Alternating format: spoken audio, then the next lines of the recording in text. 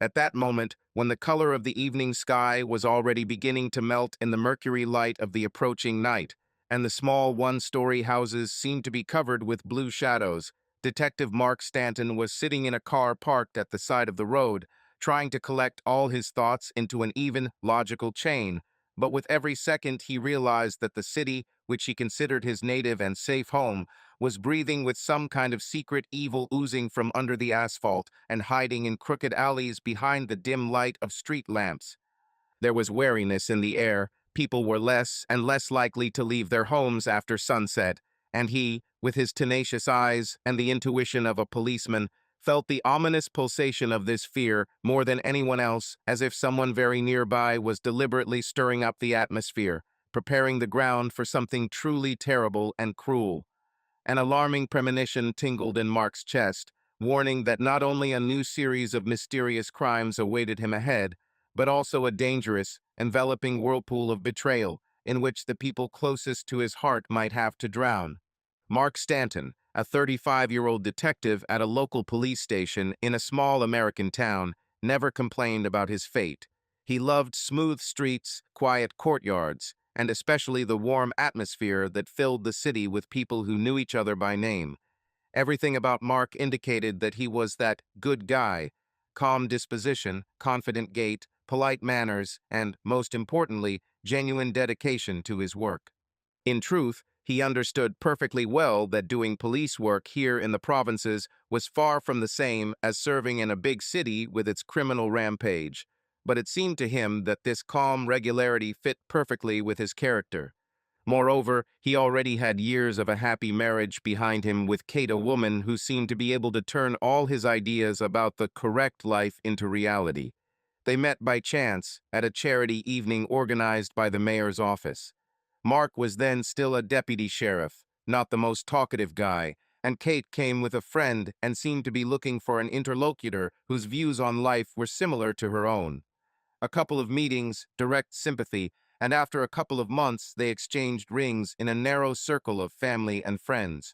Today Mark smiled with pride, looking at their cozy house with a neat front garden, where he returned after each shift. He loved to start every morning with a kiss from his wife and a cup of freshly brewed coffee, and in the afternoon, if he had a free minute, he looked forward to how they would cuddle on the couch in the evening, discussing how their day went. Even his workmates called this couple a model of family happiness. They never raised their voices at each other, laughed together at their friends' jokes, and had long been accustomed to resolving any issues peacefully and thoroughly. All this created the illusion of a cloudless, measured life in which nothing truly shocking could happen. But Mark, possessing the instincts of an experienced detective, sometimes caught himself with a barely noticeable feeling as if something was in the air ringing, alarming, like a distant siren's signal. And although he tried not to attach much importance to these thoughts, leaving them somewhere in the depths of his consciousness, the premonition reminded of itself in the evenings, when he tried to sleep and could not get rid of the feeling that tension was swirling in this quiet city, ready to burst out at the most unexpected moment. And he couldn't even imagine how profoundly his life would change when personal tragedy and the dark secrets of the town converged at one point, and the detective would have to begin an investigation that would change his entire understanding of himself, his family, and what those close to him were really capable of. From the very morning, Mark Stanton felt that the day had turned out to be unusually restless. Having barely finished his coffee, he received a call from the officer on duty. In Old Charlie's store, on the corner of Main Street and Oakwood Avenue, someone had broken the window during the night and stolen the cash register along with the goods. A seemingly petty crime for this town might seem like something out of the ordinary, because in the quiet here, serious offenses rarely happen. However, the detective was scratching his soul. Strange little things had happened too often lately, which seemed to form an alarming mosaic. Mark parked at the curb under a no parking sign, something he could get away with in a small town, and walked leisurely towards the store. Curious passers-by, who rarely see such scenes, crowded around the display case. The tape with the inscription, "Police do not cross," waved merrily in the morning wind. "Hi, detective," the deputy sheriff, a young boy named Lucas, nodded to him. I didn't even have time to close my eyes, and then this. Charlie almost had a heart attack. Mark looked at the broken glass, the fragments of which were still crunching under his feet, and nodded briefly to Lucas. Is Charlie already inside? I want to know what was missing, except the money. Yes, he is there. Let's bring him to his senses.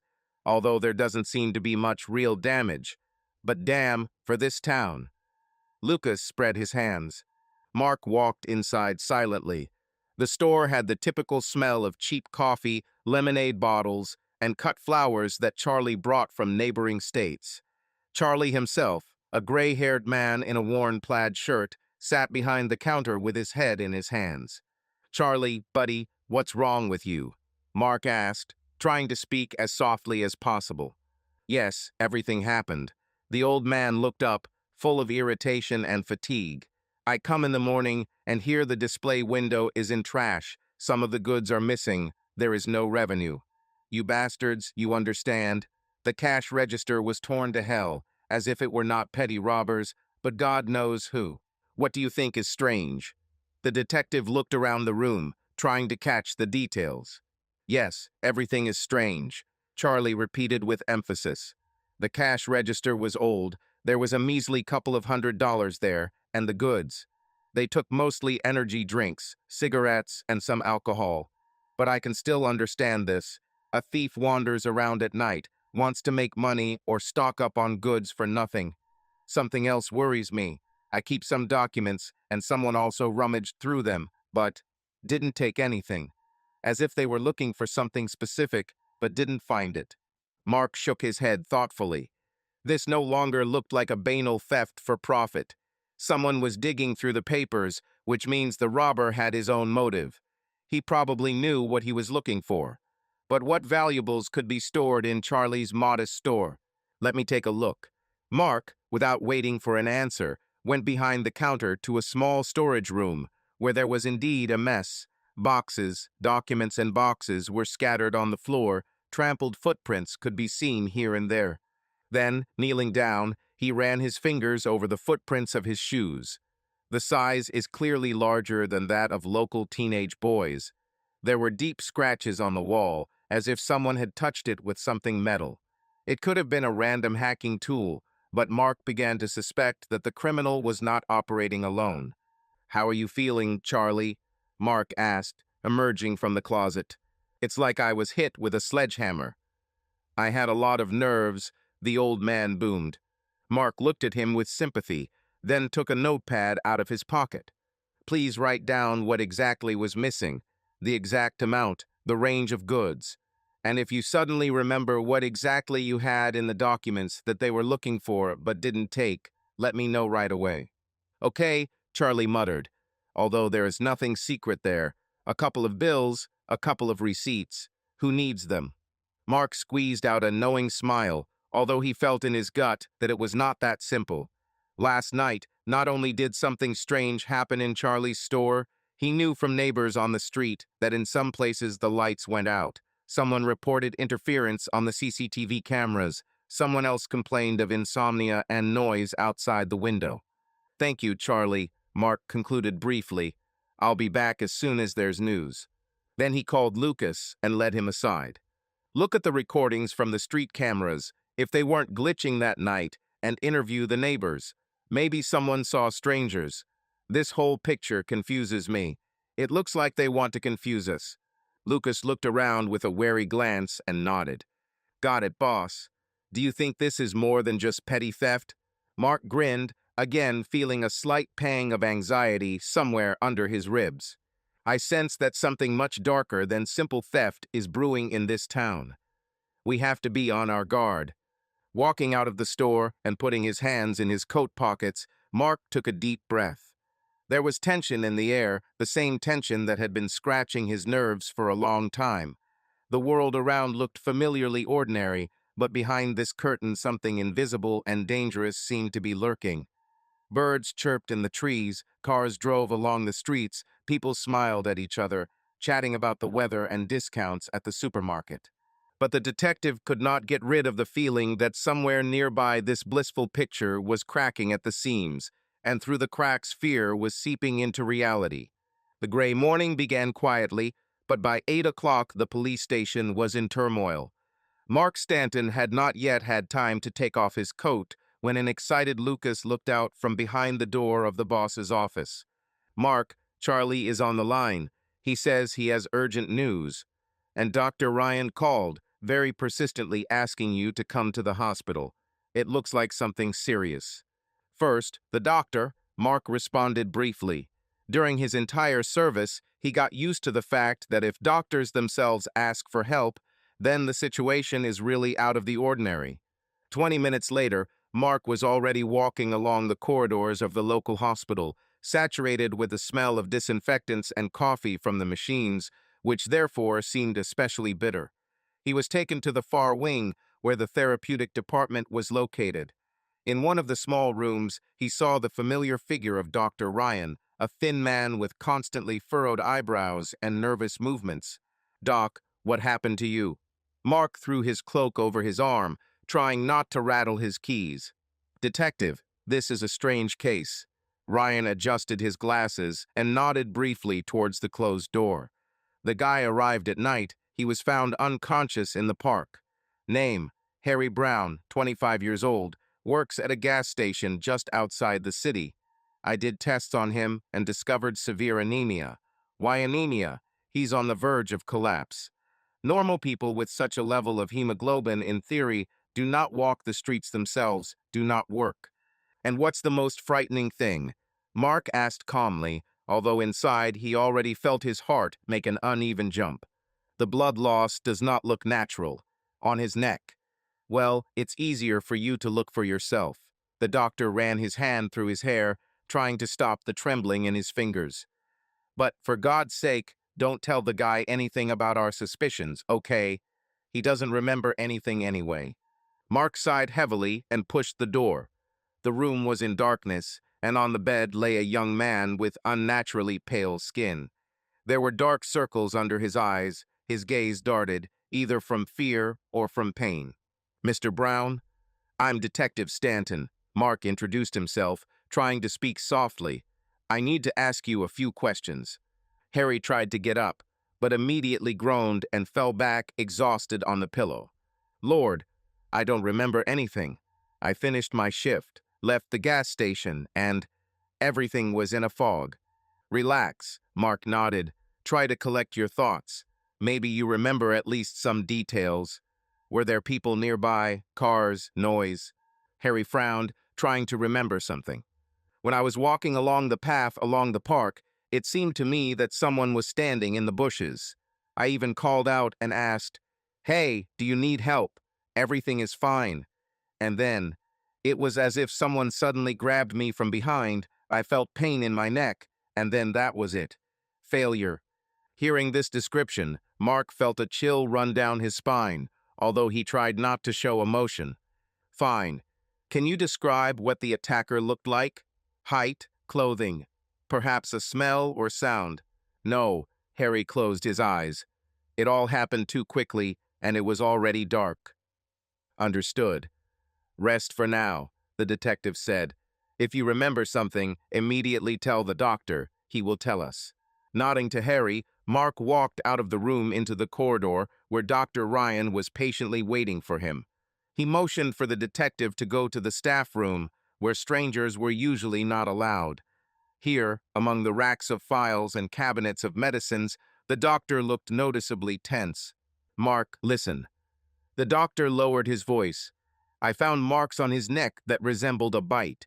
You see, two pinpoint punctures located about 2 centimeters from each other.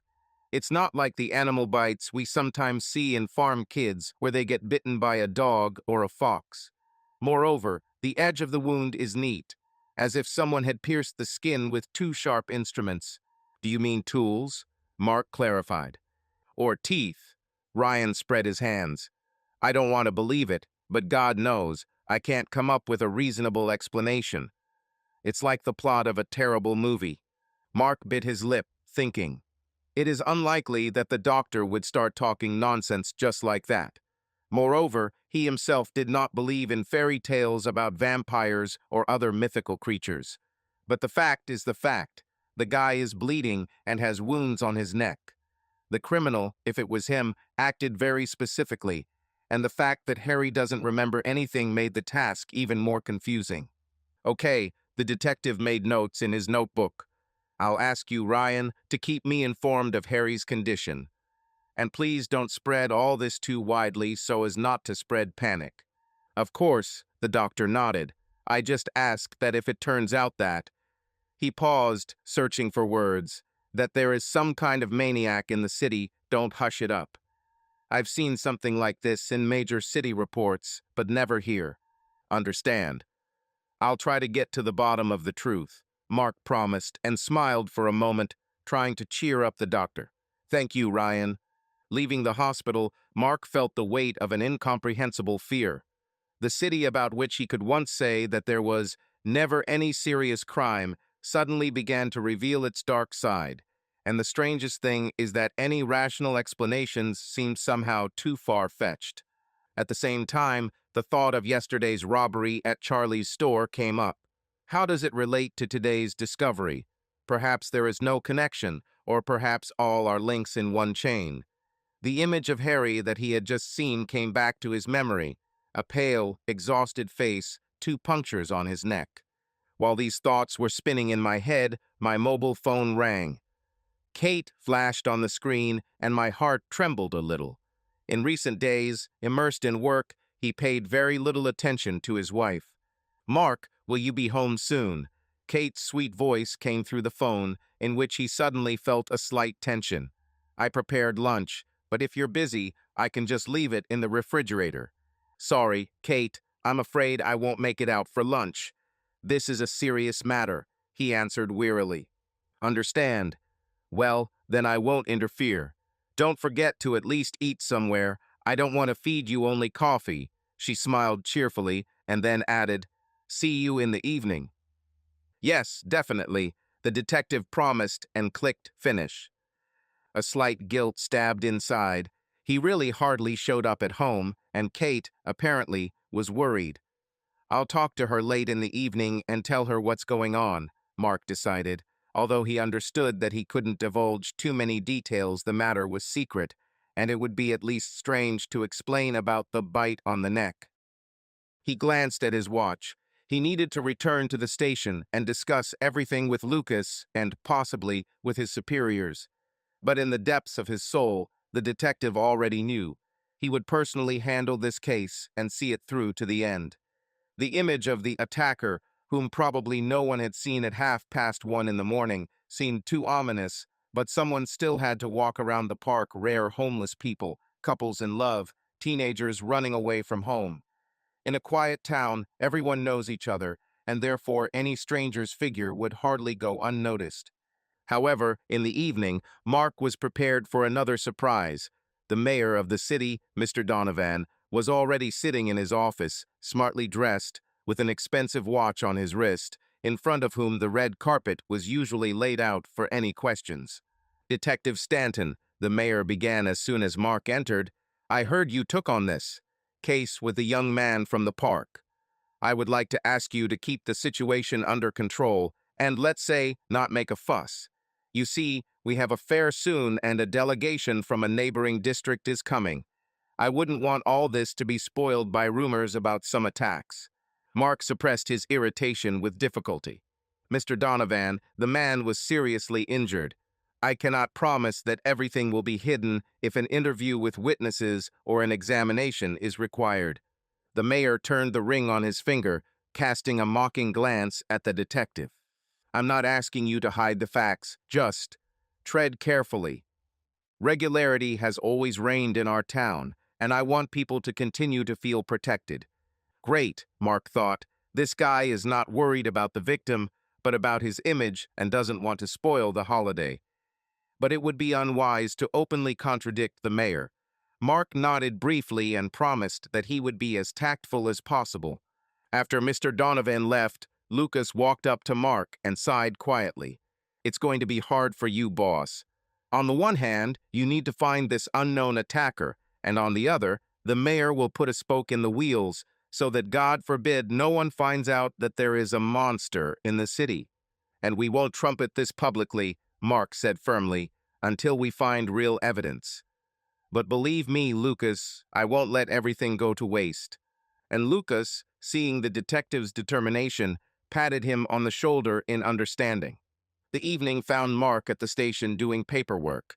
He was looking through reports of recent incidents, trying to catch a pattern. A person with anemia, a break-in at a store at night, incomprehensible power outages. Little things, but together they add up to an alarming picture. And the most unpleasant thing is that the police have not yet had any leads. The cameras have not recorded anything remarkable, and the townspeople have not yet filed complaints, except for Charlie and Harry. By midnight, Mark realized it was time to go home. He stood up, stretched, and went outside, where the night air was surprisingly cold and biting. Throwing the folder under his arm, he could not get rid of the persistent feeling that somewhere in the depths of the dark streets was hiding a secret that could split his usual life into small fragments. And this anxiety only intensified when, walking past a deserted park, he noticed how the moonlight was falling on the benches and trees, outlining silhouettes, and for a moment it seemed to him that someone's figure flashed through the thicket. But is it worth chasing ghosts in the night? Maybe it's just nervous tension, fatigue. Or is someone really standing on the sidelines, closely watching him, waiting for the moment? Mark grinned at his thoughts and got into the car, but as he started the engine, he couldn't resist looking in the rearview mirror. Behind me is the same park, circles of lanterns, trembling in the faint light. No one. Silence. Only the wind shakes the branches of the trees and the distant howl of an ambulance siren. It's time to go home, he thought. But tomorrow I will, by all means, shed light on what is happening. To hell with all these mayoral quirks and panic. It's not that simple here. By evening, the town was covered in a sticky veil of anxiety. Streets that usually come alive after sunset as families return from work and young people flock to eateries and movie theaters now look deserted. People seem to be sitting at home, afraid to go out again, especially after Harry Brown was found practically bleeding in the park.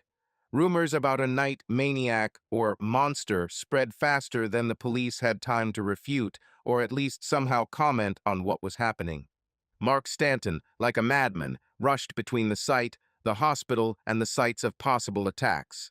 He was so tired that he sometimes forgot about eating and sleeping and only appeared at home late at night, when Kate was already falling asleep or pretending to be asleep. A deep guilt was brewing in his soul. He understood that he was paying almost no attention to his wife, but every time he found an excuse for himself, repeating that, a little more, and he will take his family seriously. However, a little more stretched out over long days. One got the impression that the detective literally lives in his office during breaks going to the scene of the next incident. Over the past week, at least 5 complaints have been received from townspeople. Someone saw a vague silhouette, someone heard footsteps behind them, and one man claimed that he was being chased by a figure in a long cloak. But the strangest thing is that there are no sensible clues. Recordings from outdoor surveillance cameras invariably turned out to be spoiled by interference or simply empty footage. A gust of wind, shreds of shadow in the corner of the frame, and then nothing. It was as if, a few minutes before the attack, someone had jammed all electronic devices nearby. It's crazy, Lucas muttered, looking at another recording from a street camera. This square of black screen is repeated every time between 2 and 3 o'clock in the morning. The equipment is absolutely in working order. I checked it myself today. Mark, resting his palms on the table, looked at the monitors as if he was trying to look into the very essence of this darkness. It looks like whoever is attacking knows very well where the cameras are, he finally responded. But damn, this is no ordinary robber. Why would he jam electronics or break them? And why do the victims have such severe anemia? Lucas, staring at the monitor, quietly exhaled. Maybe he has an accomplice inside, or he paused and cleared his throat. Sorry, boss, but people are talking like it's a vampire. Well, you know, the legends. Bites the neck, sucks blood, is not reflected on the cameras or interferes with them. Mark grinned skeptically, although Lucas' words involuntarily touched something in the depths of his mind. Vampire, huh? More like a maniac, clearly well prepared. But we must find him before it's too late. A rustle in the corridor distracted them. Kate appeared on the threshold of the office, looking noticeably disappointed. She entered carefully and looked around. "Mark, how long is it possible?" "I don't know how to reach you anymore," she spoke quietly, trying to control herself, but fatigue was visible in her eyes. "For the third evening in a row, I'm sitting at home alone. Would you like to at least have dinner with me?" The detective, feeling a sudden pang of conscience, glanced at his watch. The time was approaching 8 in the evening. "Kate, I'm sorry. I know I've been busy all day, but we've had a serious string of attacks. There is no evidence yet. The cameras are breaking. Let me finish, and let's see." She pursed her lips into a thin line, not saying that she knew this answer by heart. "He says this almost every evening." "Okay, I just wanted to spend time with you," Kate complained. "But if work is more important, I'll go home alone." With these words, she turned around and left, leaving a painful silence in the office. Lucas rubbed the back of his head awkwardly. "Listen, boss, maybe you should really go home for an hour. Have dinner, talk. I'll rummage through these films for now." Mark closed his eyes, pinching the bridge of his nose. He understood that their family life was beginning to come apart at the seams, but he simply could not give up the investigation when God knew what was going on in the city. "Thank you, Lucas. I'll finish something and go. Kate won't go anywhere until tomorrow, I hope." He wanted to believe that his wife would understand, but in the depths of my soul, anxiety was already brewing that everything could be much more complicated. That same night, closer to 2 o'clock, patrol officers reported a new alarm. A woman returning from a night shift at a cafe reported an attack near an alley behind a supermarket. Mark rushed out of the house, barely having time to nod to his wife as a sign of apology, and her look, full of disappointment, seemed to burn him in the back. When he arrived at the scene, there was a strong smell of ozone in the air, as if there had been a short circuit. The street lamp flickered, filling the alley with cold light. A young waitress with disheveled hair sat on the ground against the wall, her breathing ragged. Reddish spots were visible on the neck. Crying, the girl repeated, "I didn't see anything. He was so fast, like a shadow."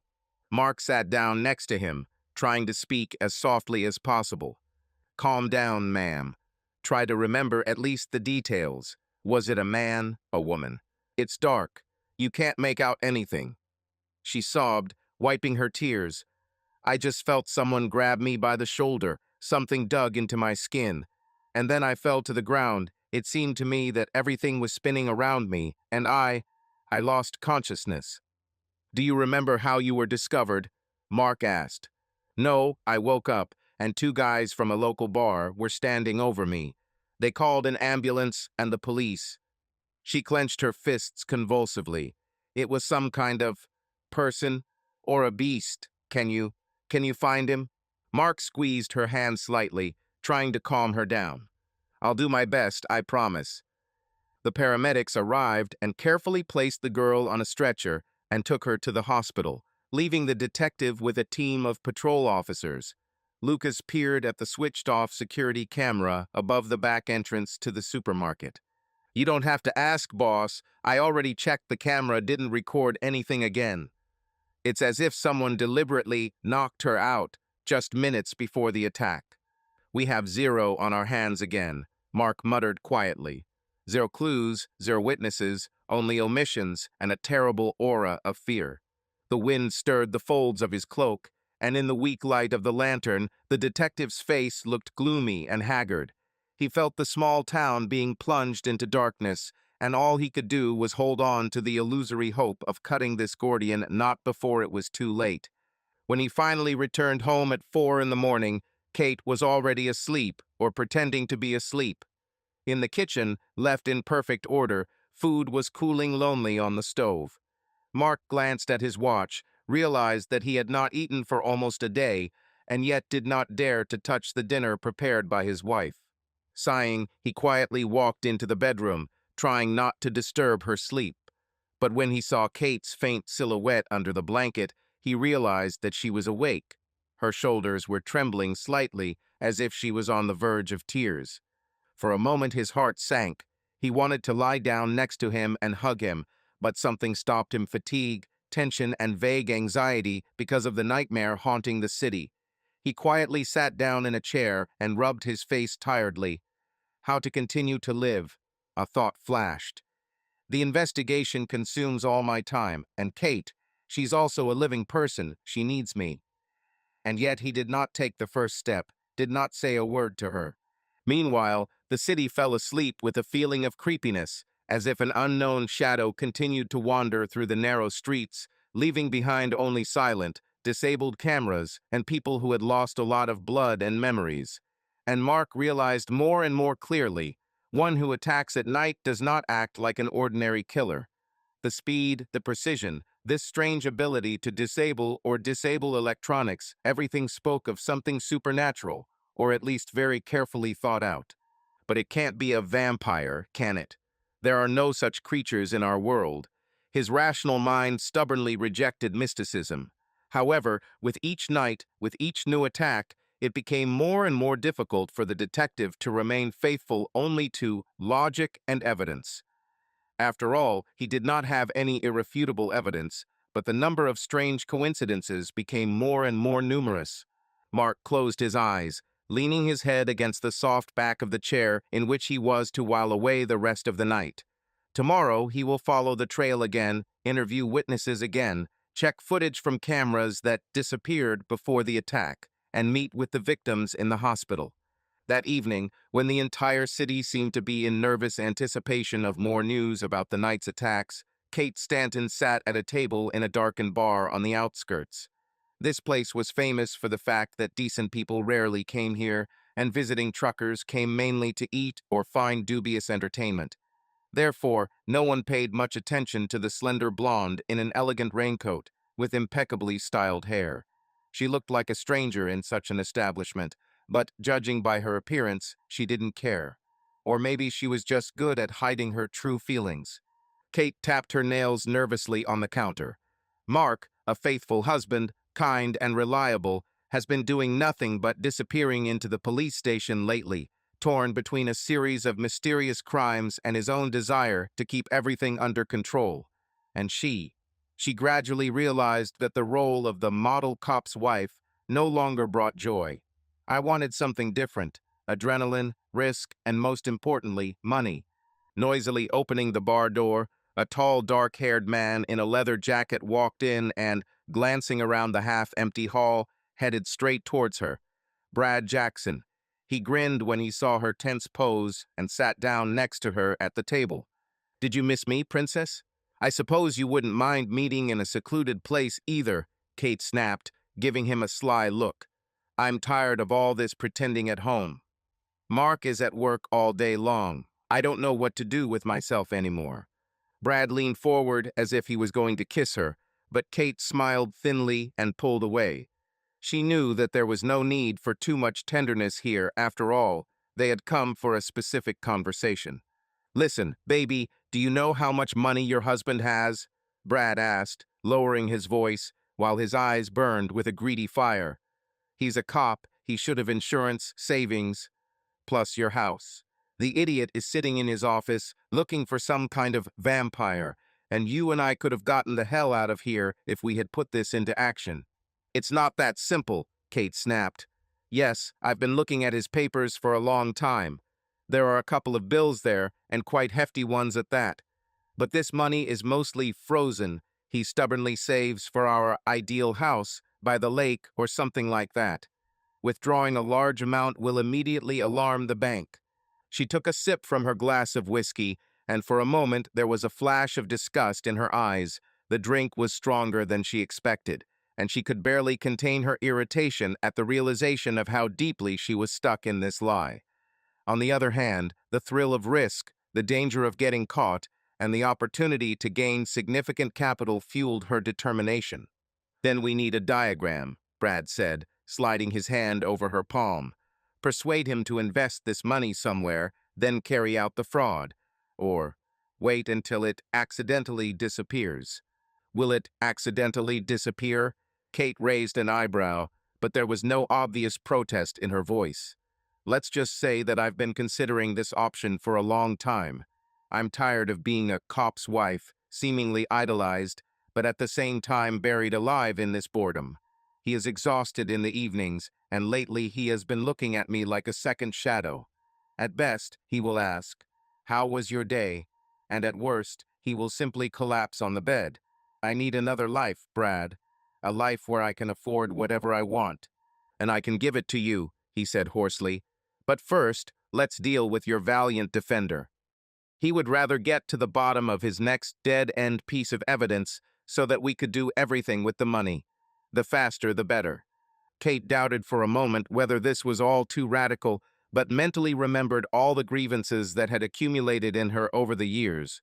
She's tired of being a minor character, either dinner parties with colleagues' wives or long, lonely evenings watching TV. And now this crazy vampire incident. Mark has completely withdrawn into himself, forgetting that he not only has a job, but also a wife in whom feelings are also seething. I've already prepared some papers, she said, leaning forward and showering Brad with the scent of expensive perfume. I have access to his personal account on my laptop. If possible, I will arrange for him to transfer the funds to the investment account himself, and then he will go missing. You carried out your dark scheme in that state, remember? Hey, be quiet, Brad hissed, looking around. Even though people here don't hear much, it's not worth the risk. Yes, I have a couple of contacts who can cash out the amount if necessary. The main thing is to be on the safe side so that the police don't get caught up in you. Kate grinned, looking at him meaningfully. You remember that his friends are all policemen. But I'm ready to do anything to escape from this city. While Mark is busy with his investigation, I will proceed with caution. But if he begins to suspect something, he will have to speed up. They exchanged knowing glances. On the one hand, passion, mutual attraction, adrenaline of a secret romance. On the other hand, there is a cold calculation, fueled by the desire for money and freedom. For Brad, profit remained the main motive. For Kate, it was the opportunity to finally escape the trap of provincial life and the status of quiet Mrs. Stanton. Brad then gently covered her hand with his. I'm sure we can pull it off. The main thing is to take your time and act smart. Let Mark chase his night ghosts, and in the meantime, we will make the most of life. In response, Kate only chuckled quietly, thinking that fate seemed to have thrown her to the brink of good and evil. But she had long ago learned to suppress the painful pangs of conscience, because Brad's thirst for change and money seemed more tempting to her than any remorse. And yet, sitting next to him in this half-abandoned bar, she could not completely suppress the inner trembling either from the premonition of her future liberation or from what a dark game she was getting involved in. Almost an hour passed, and they decided to leave separately to avoid suspicion. Before leaving, Kate took a quick look in the mirror hanging opposite the bar. She still had a perfect smile on her face, but her eyes betrayed concern. No one in the city suspected this side of her. Even Mark himself, who once was everything to her. Support, love, protector. But now he had become just an obstacle on the way to what she wanted, and she no longer saw any other outcome other than to move further along a dangerous, deceitful path with Brad. As Kate stepped out into the cool night air, she couldn't help but think about the nighttime attacks, about the mysterious criminal Mark was looking for. She should have been afraid, but instead she felt a strange euphoria as if everything that was happening had become part of an exciting performance where she herself had chosen the role of the insidious puppeteer. Mark Stanton, like many in this city, could no longer remember the last time he slept peacefully. Just a week ago, it seemed that everything would be limited to strange cases of anemia and small bites, but now the situation has sharply worsened. Early in the morning, he was informed about a new victim, this time not just bitten and bleeding, but dead. He sat in his office, looking at a fresh folder with case materials. Murder. The body was found in an alley behind the community college, where even students rarely went. Local tramps avoided this place, and therefore the body was found only at dawn. A random passer-by took a shortcut and came across a terrible picture. The alley was filled with the pale light of a lantern, lying on its side and continuing to flicker. A man lay motionless near the wall, with the bloody bite mark Stanton was already familiar with on his neck. But this time, everything looked much worse, because the victim did not survive. Mark turned his gaze from the report to the deputy sheriff, Lucas, who stood at the table, confusedly fingering his baseball cap in his hands. "So what do we have?" the detective asked, rubbing his temples. The victim's name was Brian Smith. He was 30. No special features, just an ordinary guy, worked for a freight company. Lived alone, relatives in a neighboring state. Apparently, he went out on business at night and was, well, taken by surprise. Lucas cleared his throat nervously. There are injuries on the body very similar to previous attacks, only in a more severe form. And Mark, there was almost no blood around. The detective involuntarily squeezed the pen in his fingers. Now the criminal has clearly taken a step further. He no longer just leaves exhausted victims, but kills them. "What do the doctors say?" he asked, wincing at the heavy thought that he would have to inform the mayor again. Dr. Ryan made a preliminary conclusion: death from extensive blood loss. It seems that in a few minutes, almost all of Brian's blood was literally sucked out. Lucas shuddered, pronouncing the word sucked out. And again, camera failures. All those standing near the college recorded only some kind of interference. Not a single face, not a single silhouette. Mark smiled wryly, although there was no joy in it. The killer acts too quickly and clearly, as if he plans everything in advance. And damn those bites. I swear, Lucas, in my practice, I've come across maniacs who imitated animal bites, but to do something like that. He paused, frowning. "Okay, let's go to the crime scene. Maybe we'll find at least some clues." At the scene of the incident, despite the morning hour, there were already crowds of curious townspeople and a couple of journalists from the local newspaper. The street was fenced off with tape, and the police tried to keep strangers away. Mark, with a sour expression on his face, pushed through the noisy crowd. Noticing Mayor Donovan animatedly discussing something with the chief of police, he realized that he could not avoid the conversation. "Detective Stanton." The mayor called out loudly to him, seeing Mark. "I demand an explanation. What does it mean, a new attack, and even death? You promised not to allow any fuss, but now it turns out that people are killing in our city in broad daylight." Mark stopped in front of him, struggling to remain calm. "As far as I know, the attack happened at night, not during the day, Mr. Donovan. Unfortunately, we are dealing with a serious criminal. We are doing everything we can to find him." "Well?" The mayor raised his eyebrow mockingly. "I only see that people are panicking. Complaints are pouring in. They talk about vampires and monsters. This needs to stop. In a week, a commission from a neighboring district will come to us to open a tourist route, and I am not going to let the city down. Do you understand me?" Stanton clenched his teeth, suppressing his irritation. Of course, for the mayor, all these attacks are just a source of negative PR. But now, when the case first crossed the line of strange bites and brought the first death, it was impossible to leave everything unpunished. "Understand. But preventing a crime that we really know nothing about is quite difficult," he answered quietly but firmly, trying not to piss off the mayor even more. "We'll double our patrols. We will involve neighboring districts if necessary." The mayor was about to continue his lecture, but the police chief, seeing the tension, hastened to intervene and take Donovan aside. Mark took the moment to move towards Lucas, who was photographing the ill-fated alley. Looking around the area, the detective noted strange scratches on the wall, as if someone had scratched it in a rage with sharp objects or fingernails. "Well, is there anything?" he asked. Lucas sighed. "Not too much. These scratches are of unknown nature. There are no traces of shoes. It looks like they were washed out by rain. Locals saw the guy leaving a bar on a nearby street, but no one knows what happened next." The cameras turned off again just before the attack. Mark closed his eyes for a moment, trying to imagine how it all happened. Brian, a little tipsy, was walking home, and then in the alley there was a quick collision with an attacker. And again the cameras go silent. as if this killer has some kind of unnatural sense or ability to turn off electronics when he needs it. This is hardly a simple maniac, flashed through his head, but he didn't say anything out loud. While watching a team of forensic scientists, the detective suddenly heard a passerby emotionally discussing with a friend. Can you imagine? He was found without a drop of blood. They say this is a real vampire.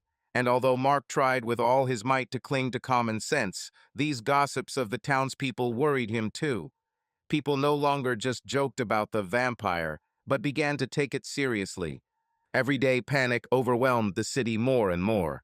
In the evenings, the streets were empty, lights were turned off in houses earlier than usual, local cafes and bars were losing customers, no one wanted to take risks.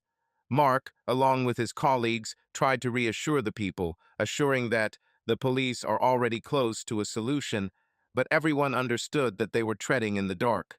Creepy rumors complemented the general anxiety. Some claimed that they saw a black figure chasing passers-by, others that they heard a heartbreaking female scream on the outskirts of the house in the middle of the night, and still others that blood samples of the victim were missing from the morgue, although there was no evidence of this. And of course, everyone deep down was afraid of being the next victim. For Mark, these days have become a complete nightmare without sleep. He disappeared from morning until late at night, forgetting about food, forgetting to call his wife, forgetting about basic rest. Too many questions, too few answers. Sometimes he was so immersed in thoughts and examinations that he literally lost track of time and returned home when morning was already approaching outside the window, tired, exhausted, and extremely tense. Kate almost stopped asking when he would be home. It was pointless. She saw that her husband was in his inner reality, and her own reality moved further and further from him. Now she no longer felt either guilt or embarrassment when leaving for meetings with Brad. In the end, he achieves this himself. She quietly justified herself in front of the mirror, adjusting her makeup. One night, just before morning, Mark went to another call. Someone, out of fear, called the police station, claiming that he had been attacked by ghostly creatures. It turned out that he was just a guy who had gone far into an alcoholic stupor, who imagined shadows on the street. But in Mark's eyes, even this false alarm added to the fatigue that he had long carried in his soul. The city became a field of fear, where every step risked turning into an attack, or paranoia. When he returned to the station, Lucas met him at the office door with a crumpled face, holding a printout in his hands. "Chief, you should watch this. We found another detail that was repeated in some victims." Mark wearily took the piece of paper and ran his eyes.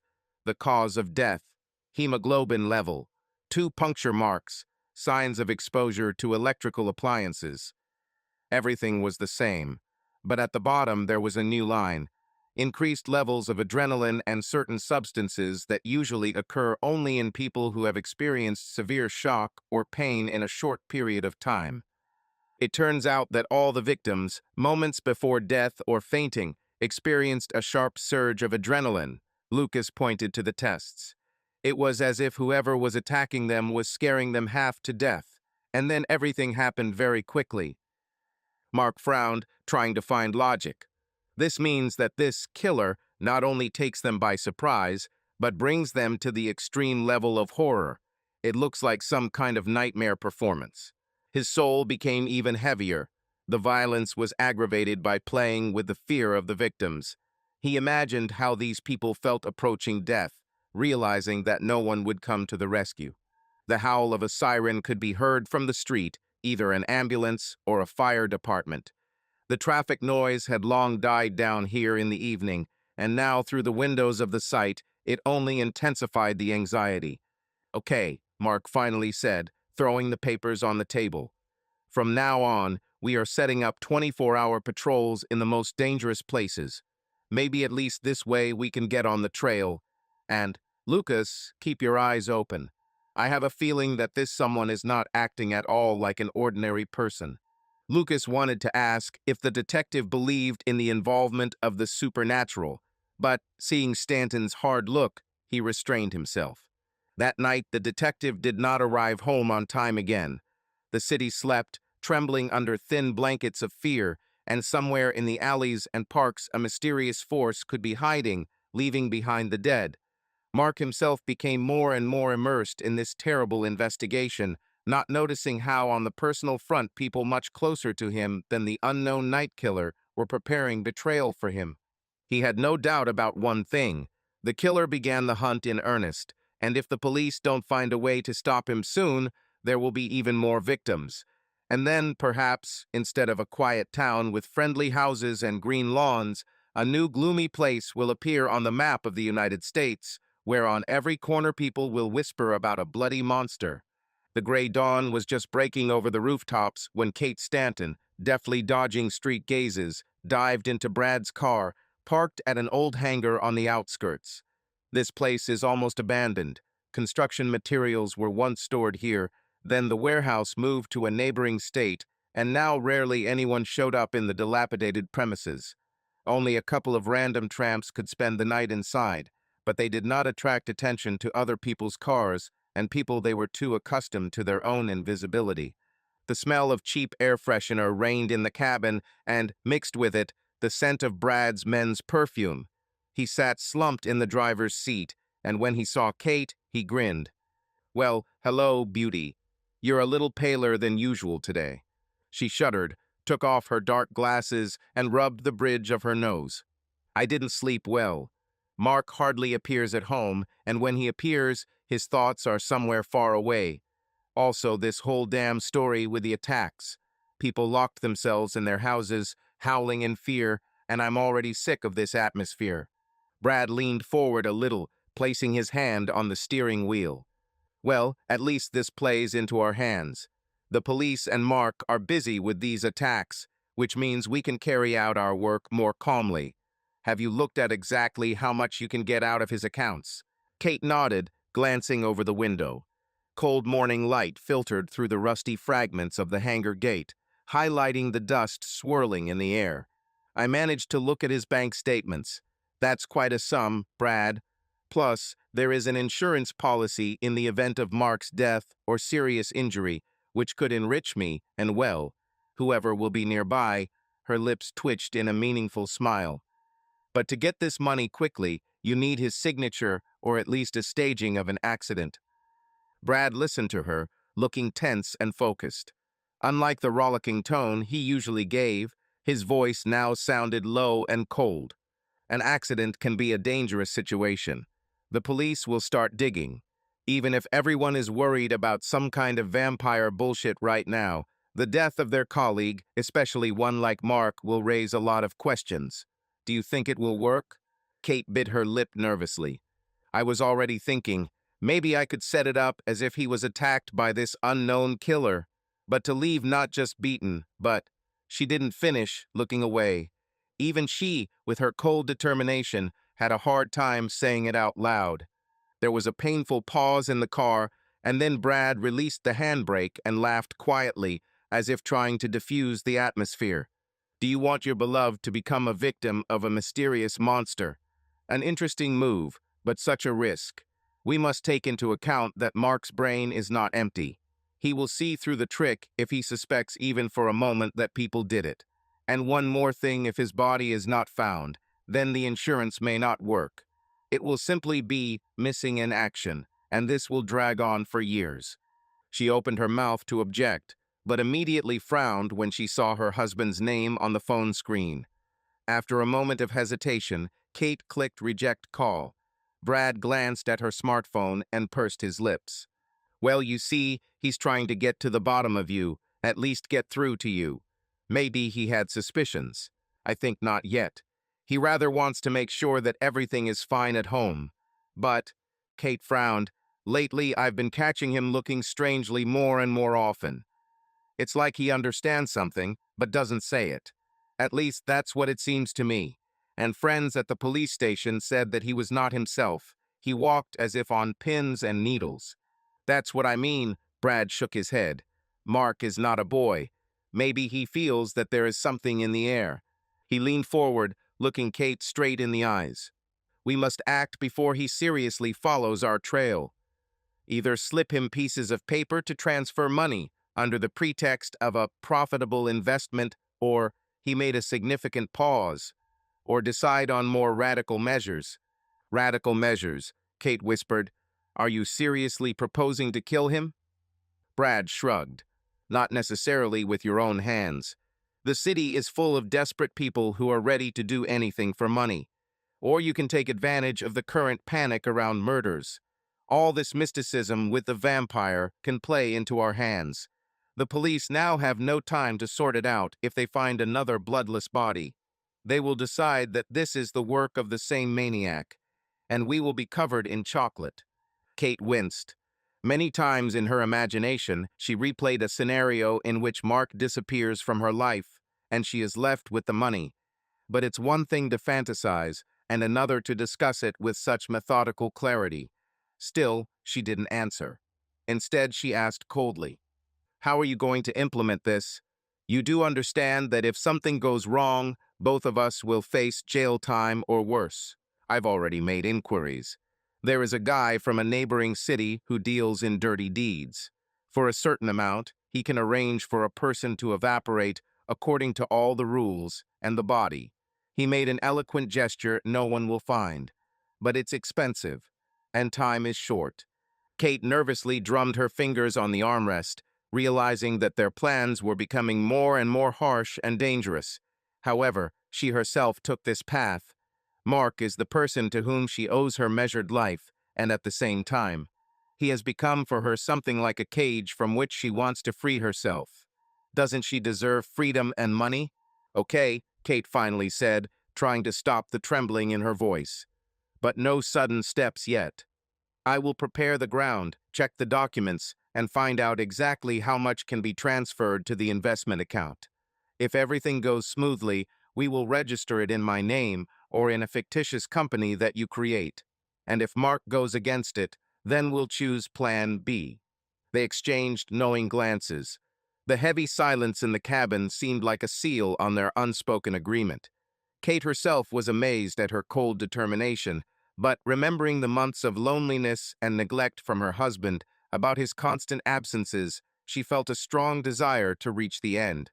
Brad nodded curtly. Great. Then let's not waste time.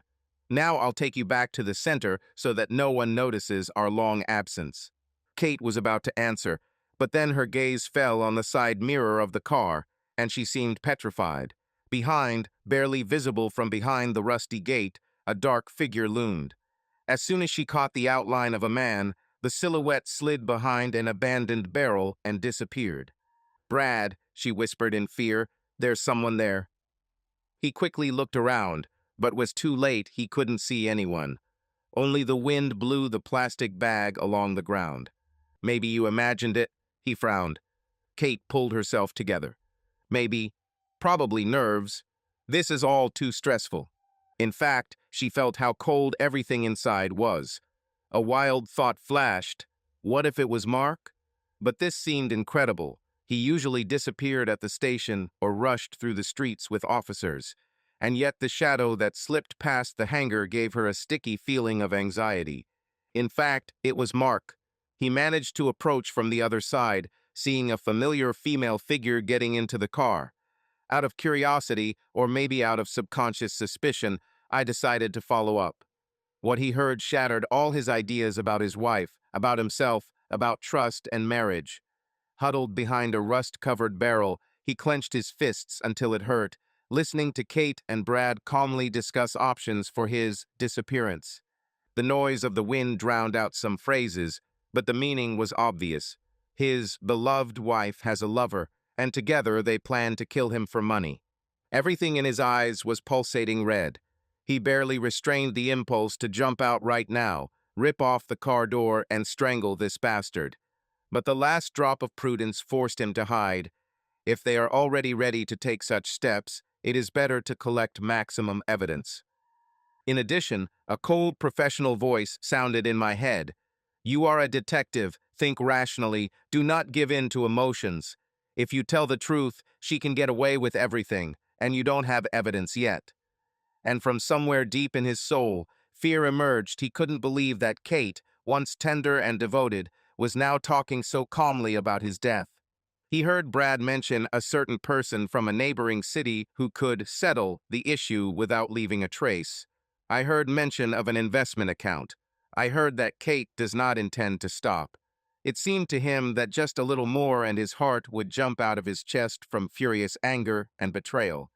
When the car's wheels crunched on the gravel and the headlights flashed on the walls of the hangar, Mark carefully climbed out of the shelter. The face was bloodless, and the lips were compressed into a hard line. Thoughts raced. Should we arrest them immediately? But on what basis? We need evidence. Evidence of an overheard conversation will not be enough in court.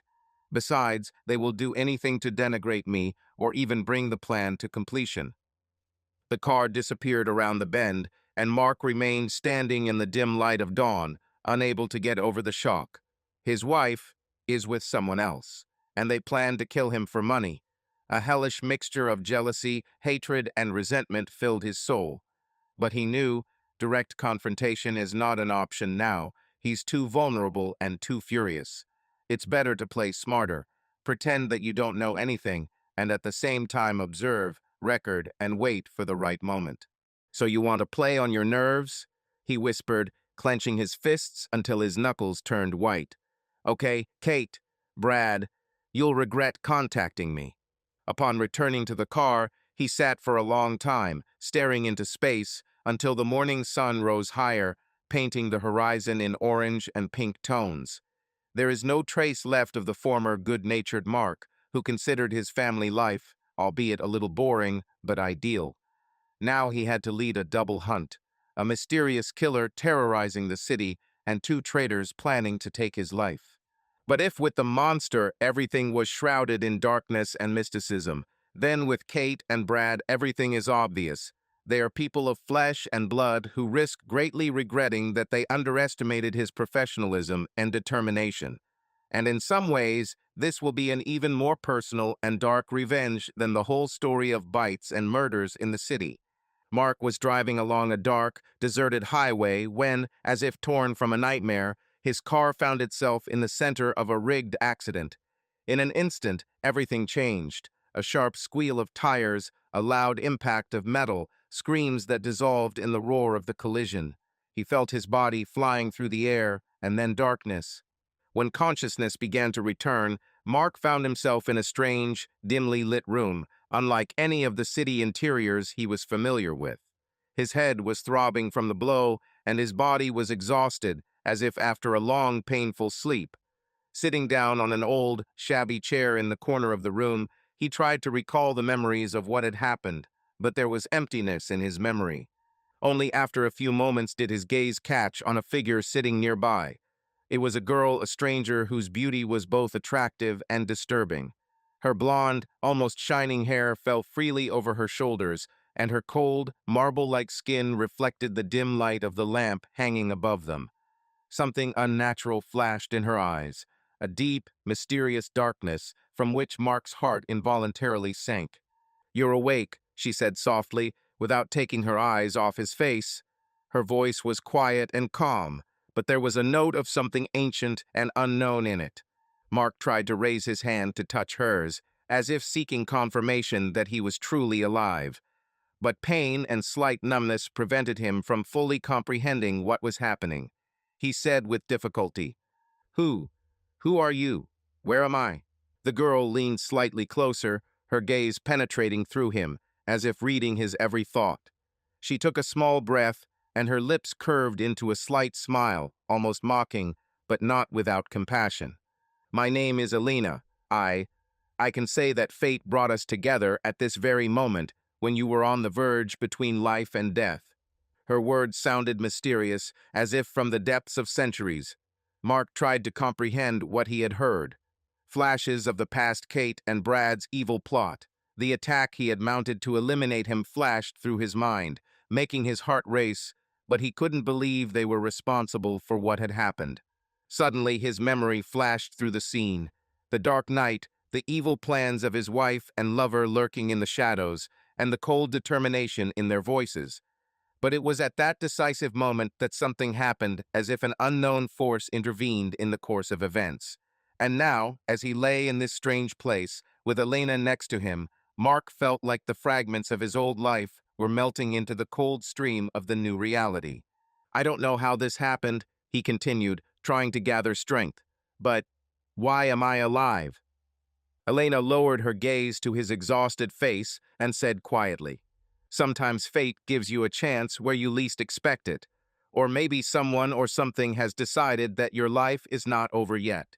Mark tried to stand up, relying on the weakness of his arms, and his thoughts were racing.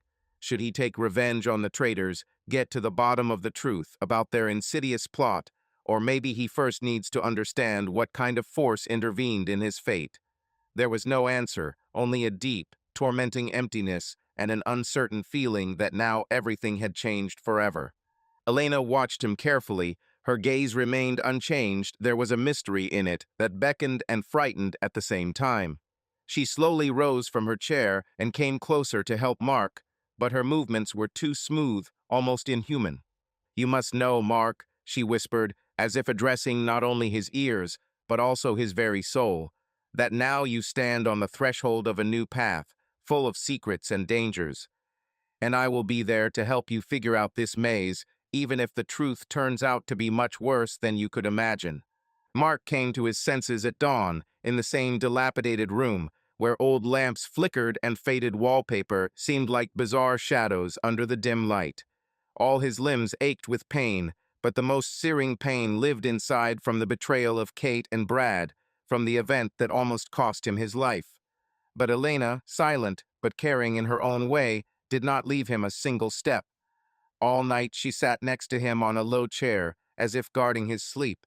He opened his eyes slightly and met her gaze, strangely piercing, slightly wary, as if she was afraid that he would start asking too many questions. And yet Mark could not hold back for long. Memories of the attack surfaced one after another, mixed with a furious desire to find out what exactly happened. "Elena," he said hoarsely, trying not to wince in pain. "How? How did I survive? The last thing I remember is an impact, the squeal of tires, and then darkness. I thought I wouldn't wake up."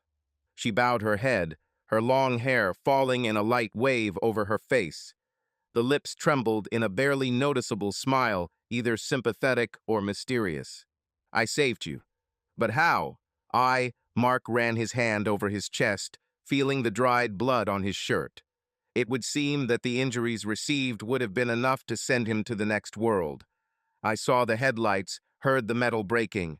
I don't understand." Elena looked away for a second, as if choosing her words. "I did what I had to do to keep you alive. Don't ask for details, it's better for you not to know yet. Just believe me, I had my reasons." Mark squeezed his temples, trying to relieve the tension. "My head was buzzing with guesses. Perhaps she happened to be nearby by chance. Maybe she called an ambulance. But he was here, not in the hospital. Wouldn't the ambulance have taken him to the emergency room to be monitored by doctors? And then, why did he come to his senses so quickly? Just a day ago, his life hung by a thread. However, the feeling of some kind of superhuman power emanating from Elena silenced her. There was an unsettling but strangely calming aura around her, as if she could soothe the pain with just her presence.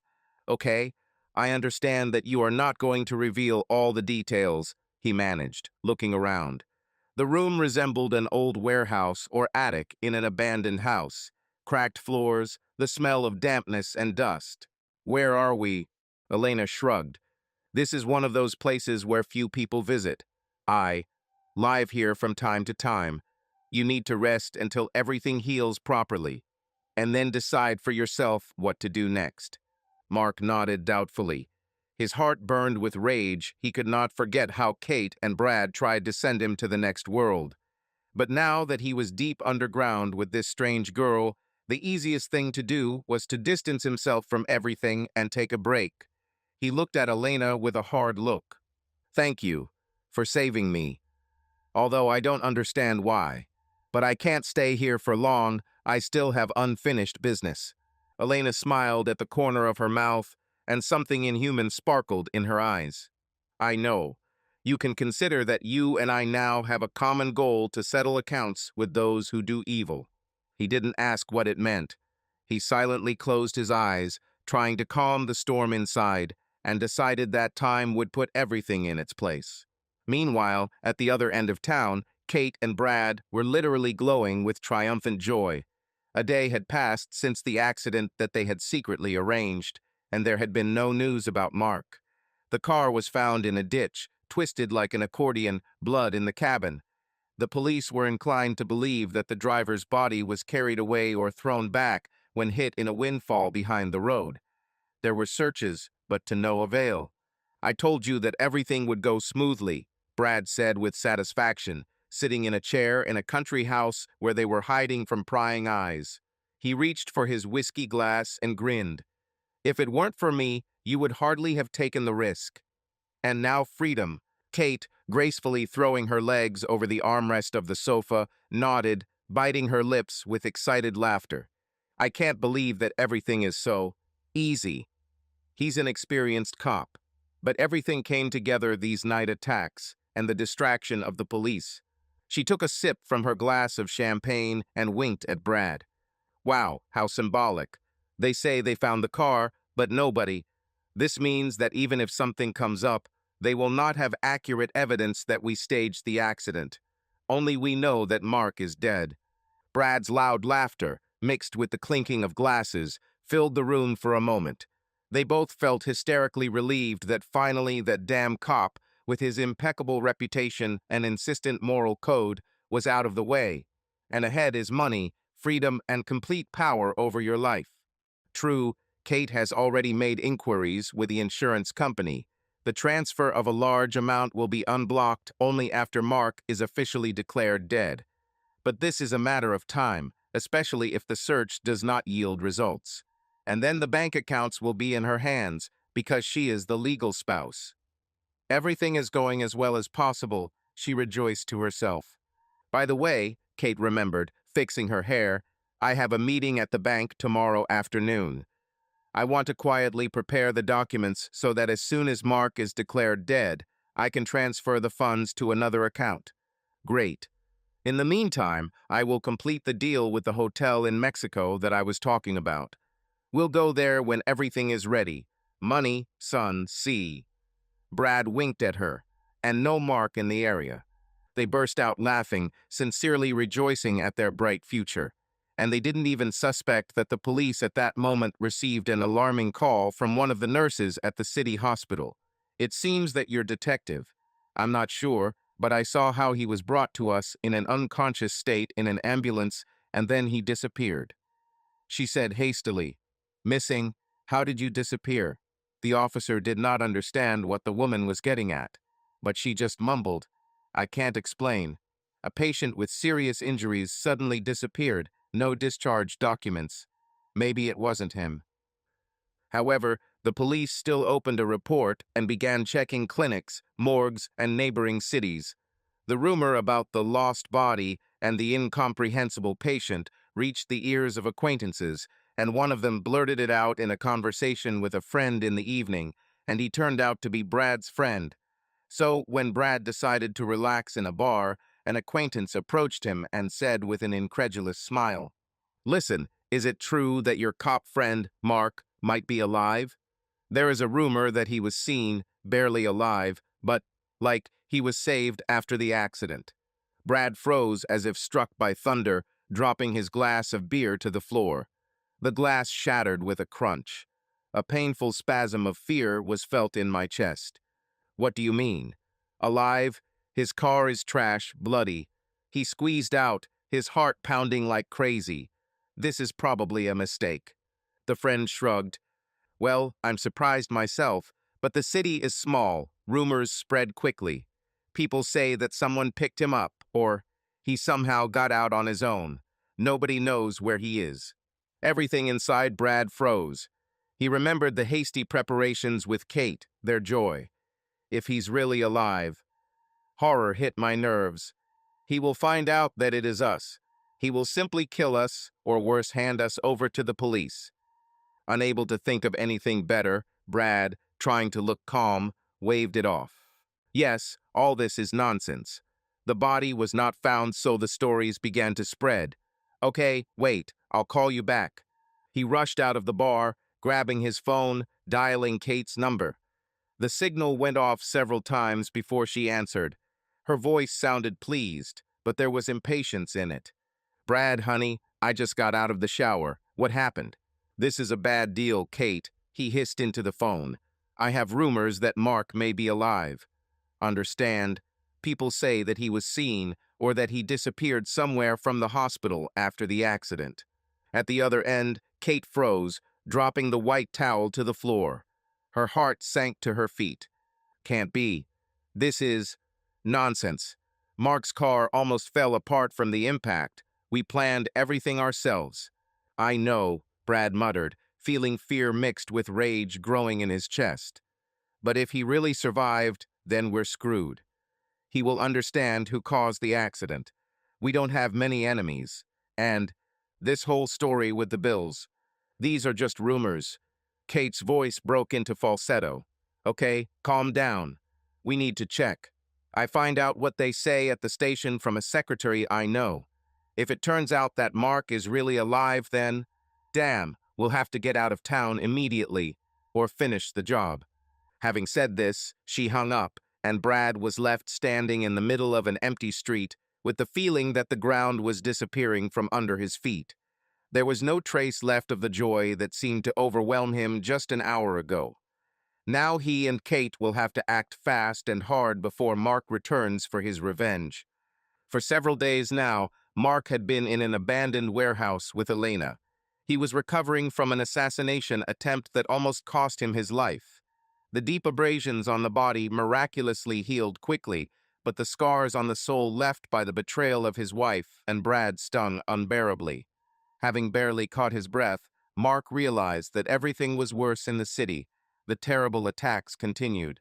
But now, when he was supposedly dead to those around him, he had to act secretly.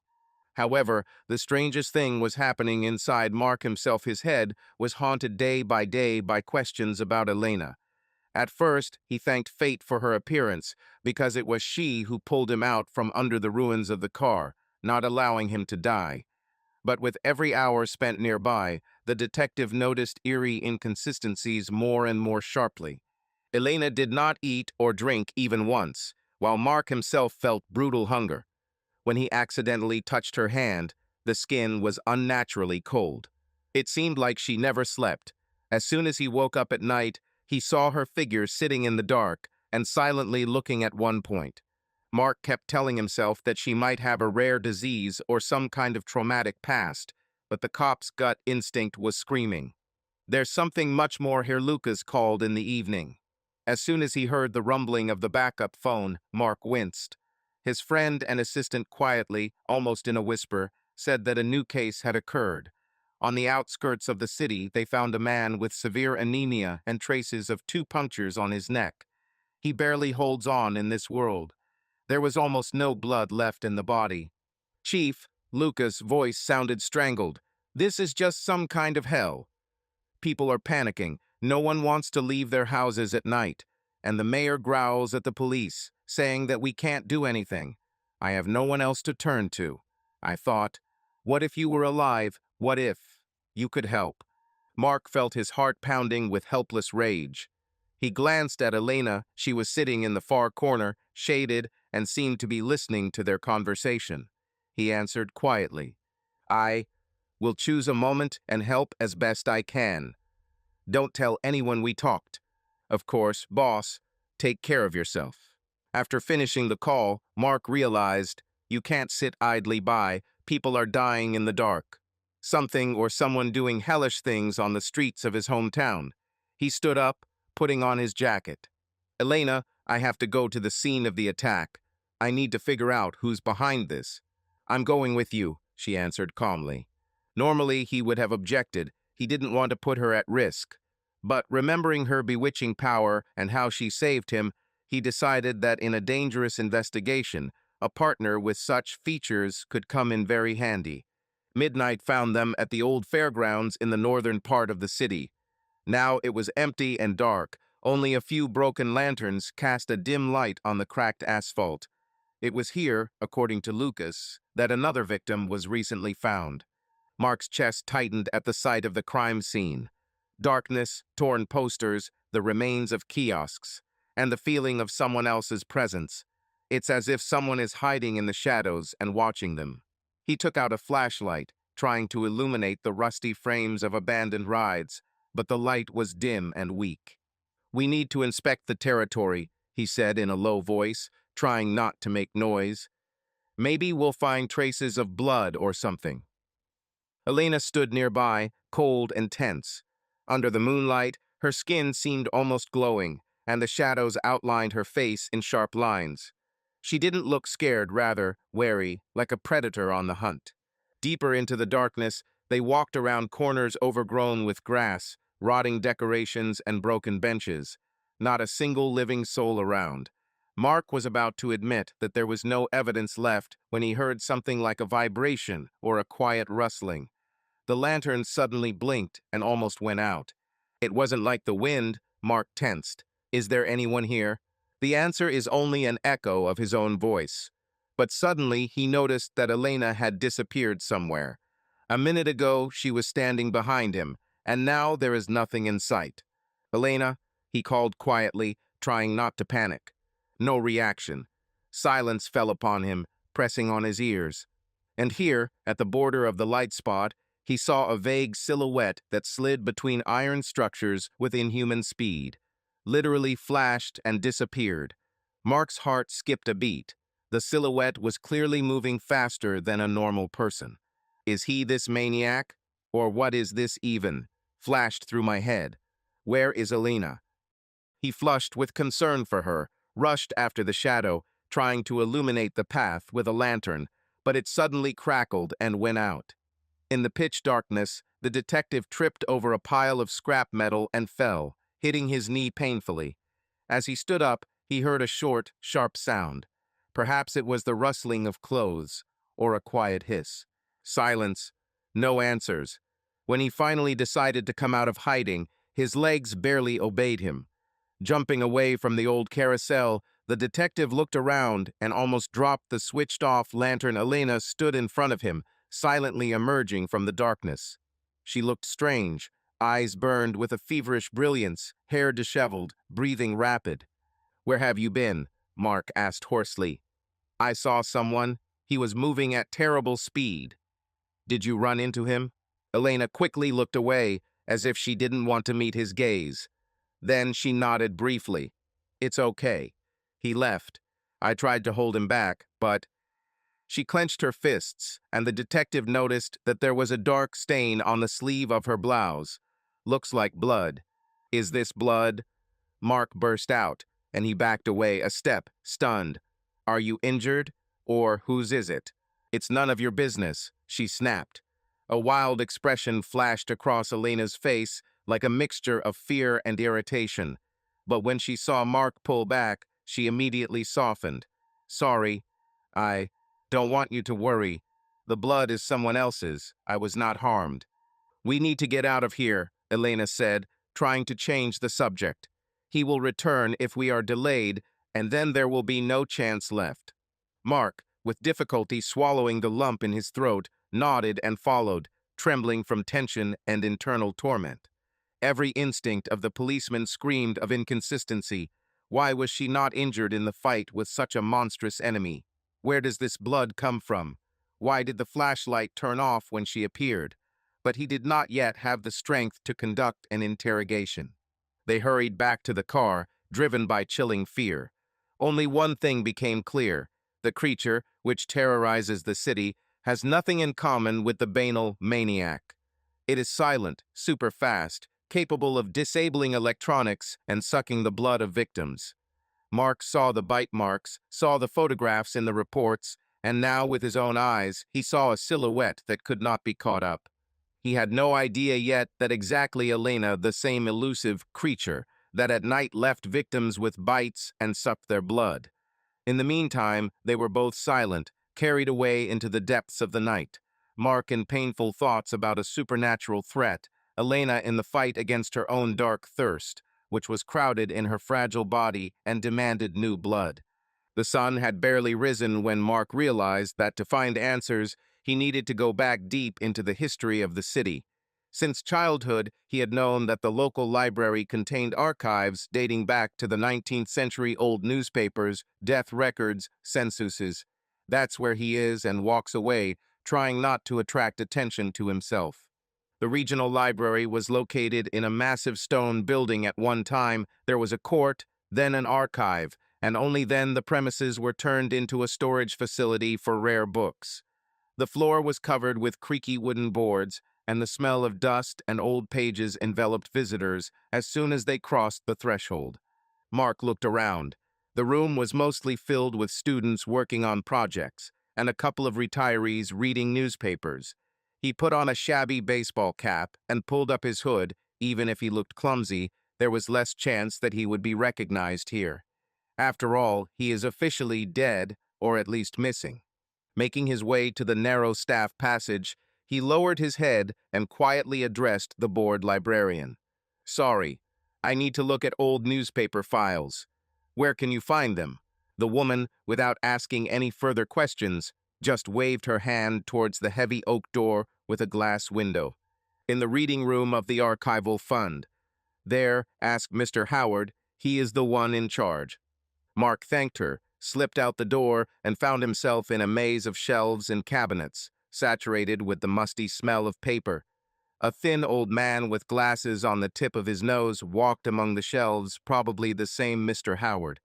"Good morning," Mark greeted in a whisper. "I need to look through city chronicles from the end of the 19th century and the beginning of the 20th. The old man raised his eyebrows. "Well, that's an unusual request. They are usually watched by local historians or history buffs. Do you have specific dates?" "Yes." Mark hesitated. "Somewhere in 1880-1900. I'm interested in references to strange deaths or disappearances."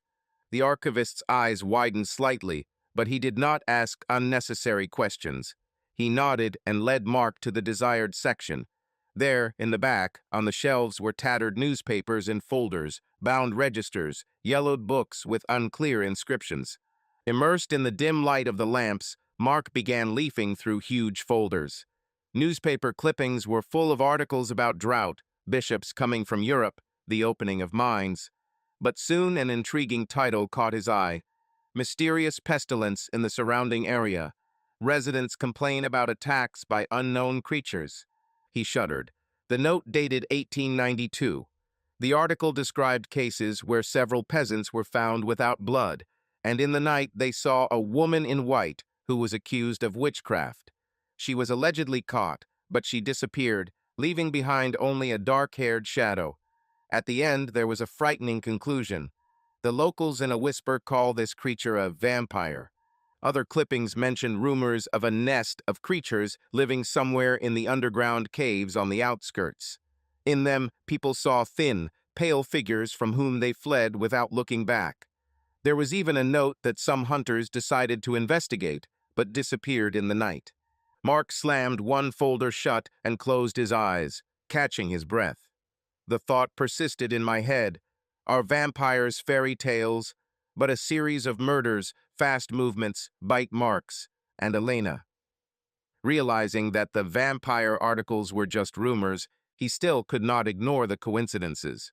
After skimming through a few more notes, I discovered that the official authorities were trying to suppress the topic in every possible way. They wrote about rabid animals, about the inventions of impressionable villagers. But in fact, the wave of deaths stopped by itself, and the mysterious figure seemed to disappear into history. "What stupidity, or maybe not," he whispered, patting the pages. I remembered that I myself saw how an unknown creature abruptly disappeared into the darkness, how the cameras stopped working, and how quickly my own wounds healed when Elena took him. There were no holes left in my body, but the blow was terrible. Doctors would say that this is impossible. Mark felt his pulse quicken. He felt sick, as if the results had been summed up, and the diagnosis sounded, "Your partner in night raids is called Elena, and she herself is the same vampire who kills people." But it was hard to believe. She said that she wanted to help, to save him at least. "This somehow contradicts the bloody murders," Reason suggested. Pausing in the library, he quietly handed the folders to Mr. Howard and left, trying to control himself. And then he returned to the very warehouse that had become his temporary refuge. Elena was there. Mark noticed that she was sitting on the rotten window sill of the second floor, turning towards the window. The broad ray of the setting sun painted the space in scarlet and orange tones, and her figure looked ominously beautiful. "You learned something new," she said without intonation when Mark entered, although she didn't even turn around. "I can hear your heart beating, fast and alarming." He swallowed the lump in his throat. Can she hear my heartbeat? His thoughts were racing, but he tried to answer as evenly as possible.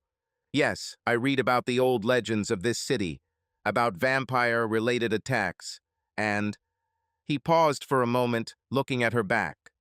"What I saw in the newspapers is painfully reminiscent of current crimes. Same handwriting." Elena continued to look out the window, but Mark saw how her shoulders tensed. Her silence spoke volumes. He decided to go further. "Tell me the truth. Do you vampires really exist?" The girl turned slowly. Her face was expressionless, but anxiety and pain were hidden in her eyes. "Are you vampires?" she echoed with a slight mockery. "Yes, Mark, we exist.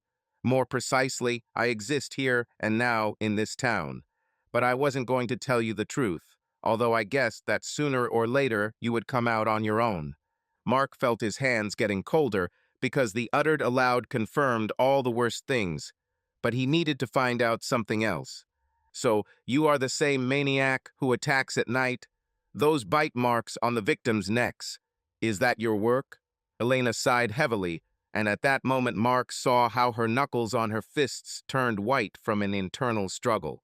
"Yes, it's me," she said quietly. "But it's not so simple. I tried to restrain myself, tried not to kill. Sometimes I managed to drink just enough blood so that the person did not die. But hunger, it's a curse. I can't always control myself. And here are new circumstances, nerves, constant travel." She fell silent, catching her breath. Mark was shocked to the core, but at the same time he felt a surge of rage. How many people died because of her? But he remembered how she carried him out of the overturned car, how she bandaged his wounds, trying to keep him alive. "But why did you save me then?" His voice trembled. "If you are that same monster, why didn't you kill? Or why didn't she just leave her to die on the spot?" "I—" Elena looked into his face, her eyes filled with a strange mixture of guilt and tenderness. "When I saw that some people wanted to kill you, something trembled inside me. You were innocent. And, I'm sorry, but in your blood I felt life, which gives me strength. I couldn't just turn away because I saw how desperately you were holding on to life." Her words sounded both frightening and touching.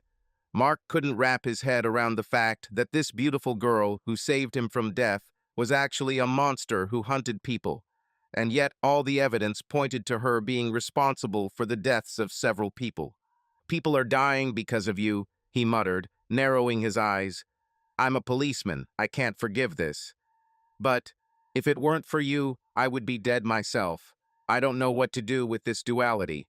Elena lowered her eyes, hiding her tears or something similar to them. "You can arrest me, or try to kill. It probably won't work, but you'll probably have some angry allies. I deserve it. People shouldn't have to live in fear. But understand, I did not choose this fate for myself. I was converted many years ago, and since then I have been wandering around, trying not to get noticed. I rarely kill for real. Sometimes thirst just takes over." She wanted to move away, but Mark stepped closer and clumsily grabbed her hand. For the first time without horror, but with an acute internal conflict. Elena's icy skin was, as always, cold and almost pulseless. "If you want to repent," he began seriously, although his voice sounded tense, "then help me. Since this is a curse, we will find a way. I don't know which one. Maybe scientists, experiments, or we'll find someone who knows how to replace human blood. Animals, synthetics, hell, even jars from a hospital blood bank. But the killings must stop.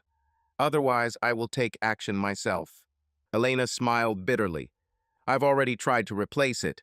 But believe me, animal blood is not enough, and hospitals will quickly find me out if I start carrying bags. It's not that simple, Mark. She twisted out of his grip, but without hostility, rather with despair. I don't want and won't kill anymore. This city, I liked it, it's so calm. Until the people who bullied me intervened. One of my relatives was also wandering here. I tried to stop him, but I didn't have time. He is partly to blame for the latter cases, and I am also not without sin. Mark's head was spinning from too much information. It turns out there is another vampire. It's no wonder that the attacks alternated so unpredictably, he thought, and Elena could have been hiding her part of the victims, passing them off as someone else's work, or simply trying to prevent deaths. So many questions. So you're not the only one, he said, trying to organize his thoughts. Fine. Then the deal is this. You are my ally. Help me stop these creatures yourself. You won't touch me, townspeople. I will try to find a way to provide you with blood without killing innocents, if at all possible. Elena raised her head. Hope mixed with desperate determination lit up in her eyes again. Agree.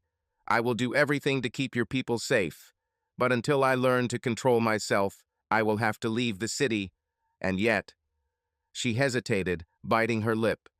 I'll have to eat regularly, otherwise I'll become too weak and won't even be able to protect you from your enemies. He frowned, reminding himself that, in addition to vampires, he also had Kate and Brad who dream of bringing him to the grave. Perhaps Elena is not directly connected with their betrayal, but she can help him, possessing supernatural power. It's hard to believe that I would cooperate with a vampire, he thought bitterly, but the choice is small. Before we go any further, Mark said, trying to speak calmly, I want you to promise. No murders. If you feel like you're losing control, tell me, and I also have to make a couple of calls, but without my friends tracking me. Okay, she nodded, and her voice warmed. Perhaps there are ways. You can use animal blood, albeit in limited quantities, or get small bags of donor blood in advance. I will try. It seemed that a fragile truce had reigned between them at the same time, full of tension and mutual misunderstanding. For Mark, everything that happened was a drama. Elena indeed the very monster that he, as a cop, is obliged to catch. And yet she did not seem completely sinister. In her eyes he saw remorse and despair, and in her actions a desire to protect him from death. She killed, but she saved me. I have to find a way to stop all these deaths, and at the same time, not lose my humanity myself. Gathering his thoughts, he firmly uttered, So now we are going together against the true horror that is terrorizing the city. But if you slip up and kill someone again, I won't hesitate. I have already lost too much. My wife, the trust of my friends, I almost lost my life. Understand, Elena, I cannot afford new victims. In response, she nodded slightly. The light of the setting sun falling through the warehouse window snatched her pale face from the darkness, reflecting a strange scarlet glow in her eyes. It was as if blood was burning in her pupils. I give you my word. If there is a chance, I will explain everything to you and help you. And believe me, Mark, I would prefer to die than to satisfy the hunger of innocent people again. With these words, an invisible contract seemed to have closed between them, sealed by fear, trust, and mutual benefit. Mark understood. He made a deal with a vampire, a creature that should have become his greatest enemy, but found the face of a repentant savior. And now a confrontation with even darker forces was inevitably approaching. In a dilapidated warehouse, among dusty shelves, they unwrapped the details of the future game. Are you sure she'll bite? Elena, crossing her arms over her chest, looked at Mark with slight doubt. Didn't Kate tell herself you were dead? How will she take your sudden appearance? I'll tell her that I miraculously survived. She's probably ready for confrontation. But if I play the role of the offended but still loving husband and invite her to return, she may soften. Money, legal benefits from our reconciliation, many things may interest her. He paused, remembering the cold determination of Kate, whom he had once considered a loving wife. Was there anything real there? But he cast these thoughts aside. Now he is a hunter, and Kate and Brad will become his game. What is my task? Elena clarified, looking down at her thin wrists. You need to maintain the illusion that you are not there at all. Don't show yourself to them. Let them think I'm alone and vulnerable, Mark said. If things suddenly go wrong, you can intervene. But let them not know about your existence for as long as possible. Elena's eyes flashed with cold determination. Fine, I will remain in the shadows, but I will be there if danger arises. Late that evening, Mark drove up to Kate's house, seemingly quiet and serene as always. A few weeks ago, an idyll reigned here at least. That's how it looked from the outside. Now the detective felt the bitter irony of fate. He was standing at the threshold of his own house, not being sure whether he would be allowed inside. He knocked quietly, glancing into the dark street where Elena might have been watching in the distance. The door opened, and Kate appeared on the threshold. When she saw her husband, she recoiled as if she had seen a ghost. "Mark," she whispered. "Lord, how?" "When you were."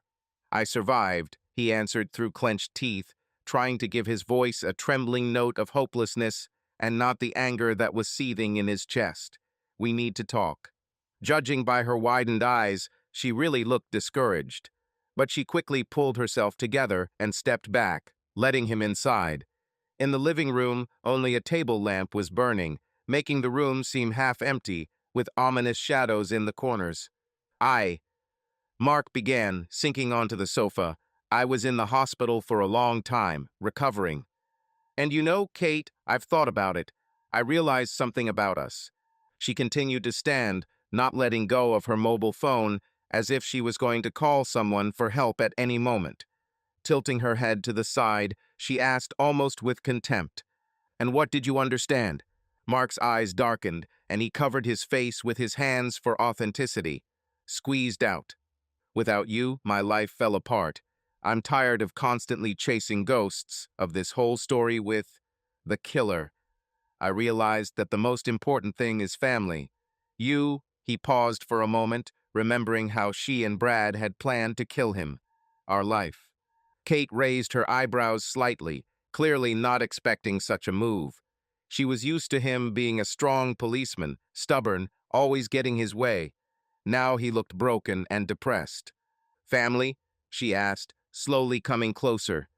"But everything went wrong even before the accident. Mark, are you sure you don't hold a grudge against me?" He smiled tightly. "I hold a grudge against myself for forgetting about you. I got bogged down in investigations." Now he tried to speak in a pained whisper. "That's why I want everything back.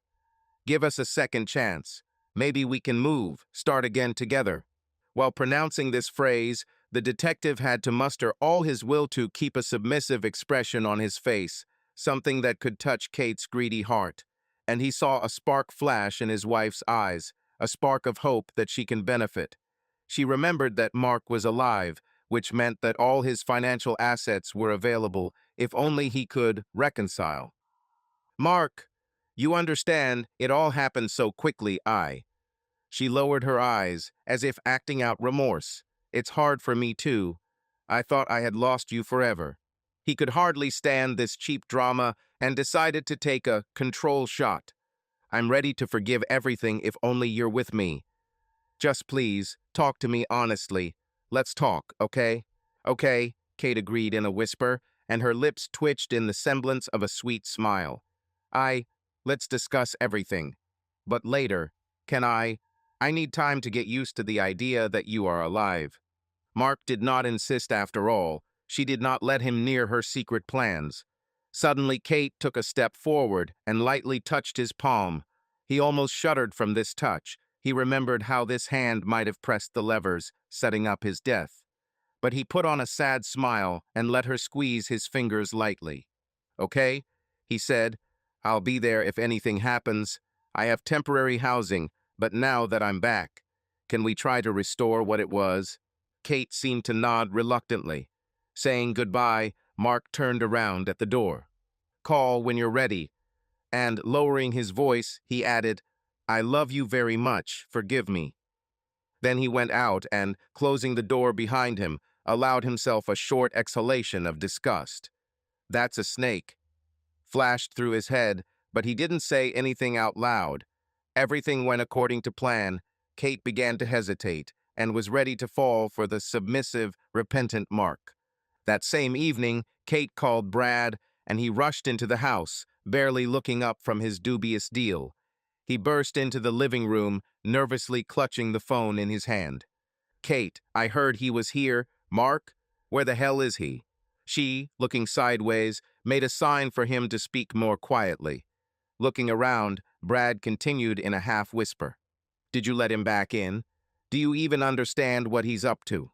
Kate, folding her arms across her chest, snorted. "Don't fume. He looks depressed, like he doesn't realize that you and I are behind that accident. Invites me to reunite. Apparently, he really wants everything back the way it was. Maybe he really is broken. Do you believe this?" Brad threw his hand forward in an irritated gesture. "Kate, this is too suspicious. The guy is a detective, damn smart. We know this ourselves. What if he realized that we were behind everything?" There was fear on his face.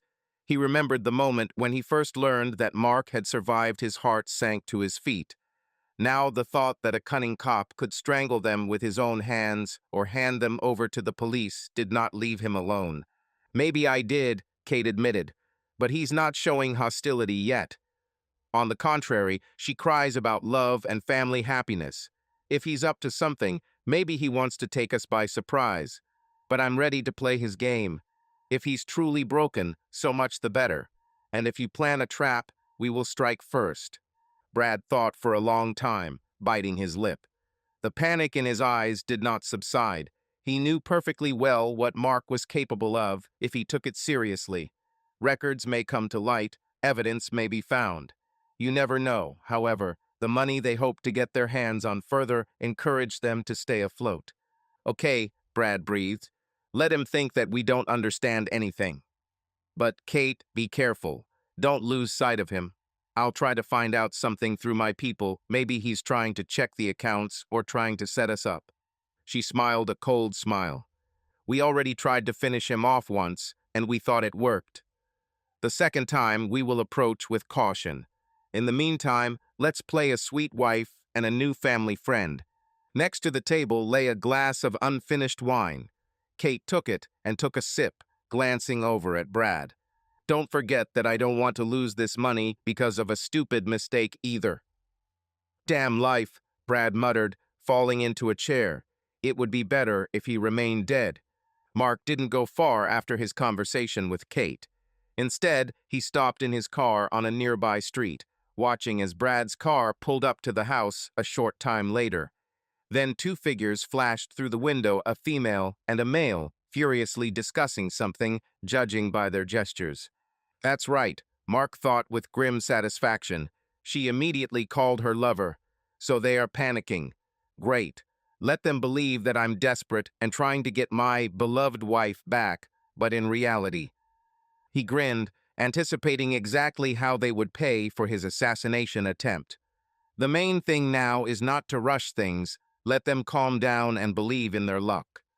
"As if I would forget and forgive everything," Mark said mentally, clutching the steering wheel as if it weren't so. In the back seat, in the shadows, almost unnoticed, was Elena. Just in case, she decided to accompany him. When Mark started the engine and drove away from the house, she asked quietly, "So, how's our revenge going?" "Okay," he answered gloomily. "We need a little more time for them to lose their vigilance. Kate is supposedly giving me a chance. In fact, she will want to get my money and completely destroy me. But this is already her problem. We will play ahead of the curve." Elena looked at him intently, as if studying him. However, after their strange agreement on a common struggle against evil, be it betrayal or a vampire threat, they became allies of sorts. And yet, even knowing about her nature, Mark treated her with caution. "Be careful, Mark," she said, touching his shoulder. "You have too much pain and anger. This can blind you when it comes time to deliver the final blow." He smiled bitterly, remembering how he almost died because of Kate and Brad. "Thank you for your concern, but I can handle it.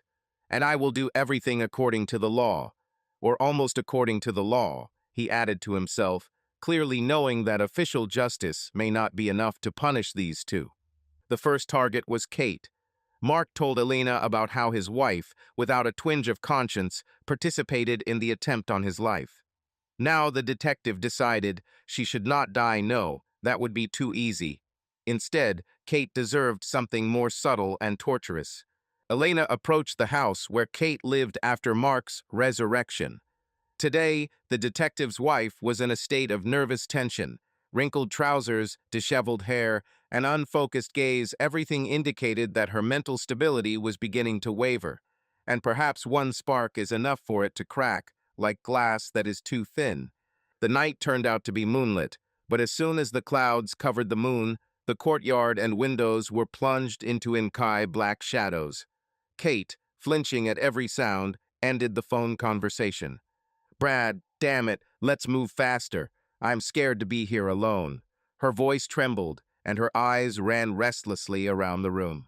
She did not suspect that almost right under the window, half merging with the darkness, stood a girl with a pale face and inhuman eyes.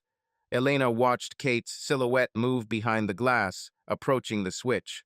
Then a click, and twilight reigned in the house. Mark, Kate muttered, looking around nervously. What's he up to? He behaves so strangely. And this city with its damned night attacks. She swallowed, hearing the unexpected knock of a branch on the glass.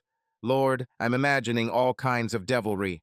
Unnoticed, Elena slid to the black door leading to the utility room and pushed it open just a little. The door creaked as if someone had broken in.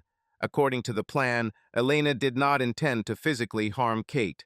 She intended to play on her psychological fears, on the feelings of guilt and the paranoia that was already blossoming in the mind of Mark's wife. Hey, who's there? Kate's voice broke. She saw a shadow darting along the corridor and almost dropped the phone from her hands. Step. Another step. And then a figure appeared in the dim glow of the nightlight in the hallway. Elena stood almost motionless. Her cold eyes looked at Kate without blinking. For a moment they met their gaze, and Kate felt how everything inside her was shrinking with horror. It was as if she heard a whisper in her head, begging her to run, but her legs gave way. Who? Who are you? She whispered, backing away. Elena remained silent. She only slightly raised the corners of her lips in a frightening half-smile. Then, in the blink of an eye, disappeared in the depths of the corridor, as if disappearing into thin air. Kate squeezed the door handle painfully, trying to stop her knees from shaking.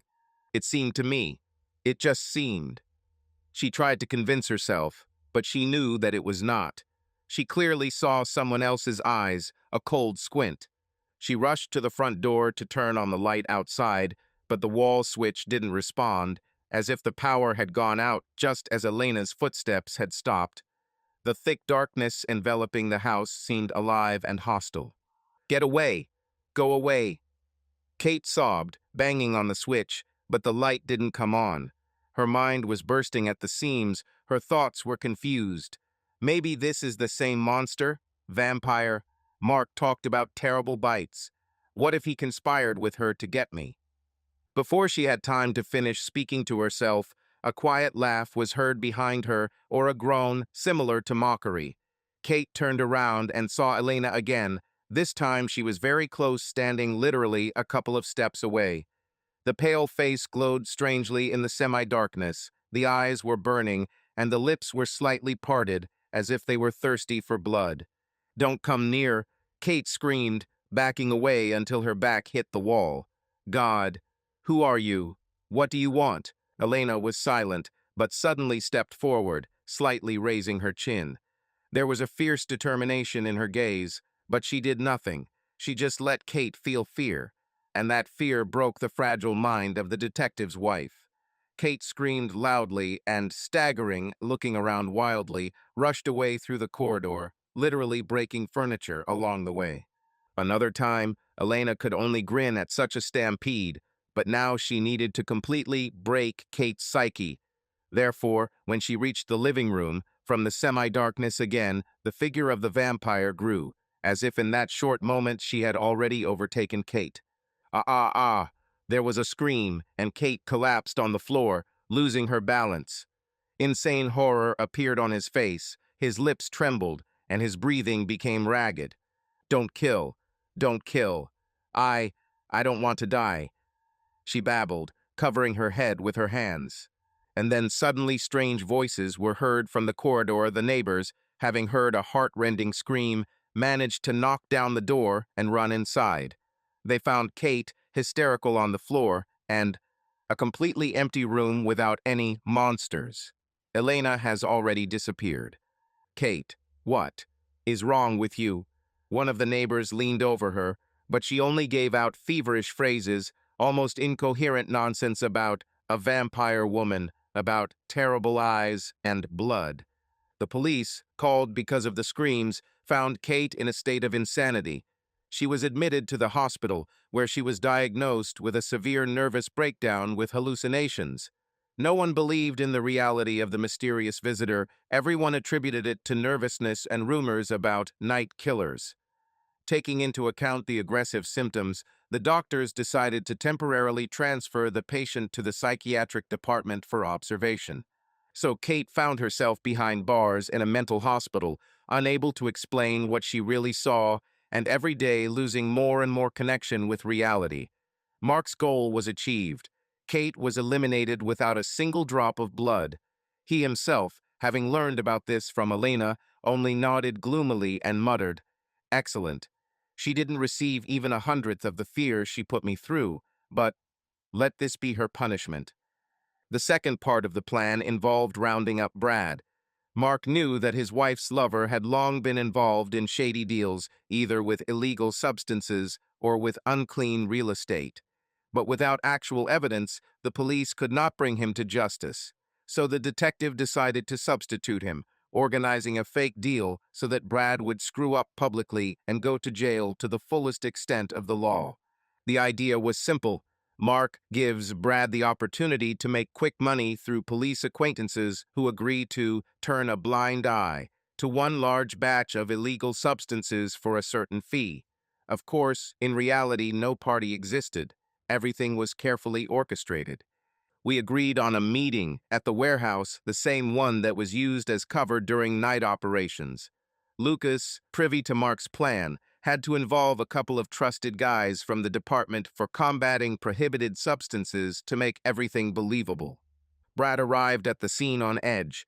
After Kate ended up in a mental hospital, his paranoia increased significantly.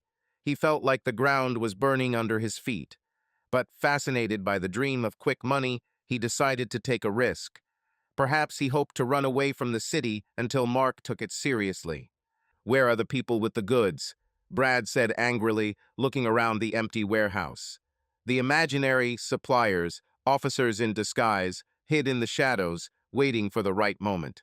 Suddenly Mark came out from behind the shelves. All in black, serious and collected, he measured Brad with a cold gaze. "Hello, Brad. Looking for something?" He recoiled, almost dropping his phone. "What the hell, Mark? You?" The face was distorted with a mixture of horror and anger. "So this is all a setup. Have you decided to tie me up?" "Exactly," the detective grinned, and at that moment Lucas's men appeared around the corner with weapons at the ready. "We'll arrest you for trafficking in controlled substances, money laundering, attempted murder of a police officer. The list is long, Brad. Welcome to reality." "You can't." Brad got furious and grabbed his pocket, feeling for the pistol there, which he grabbed for backup.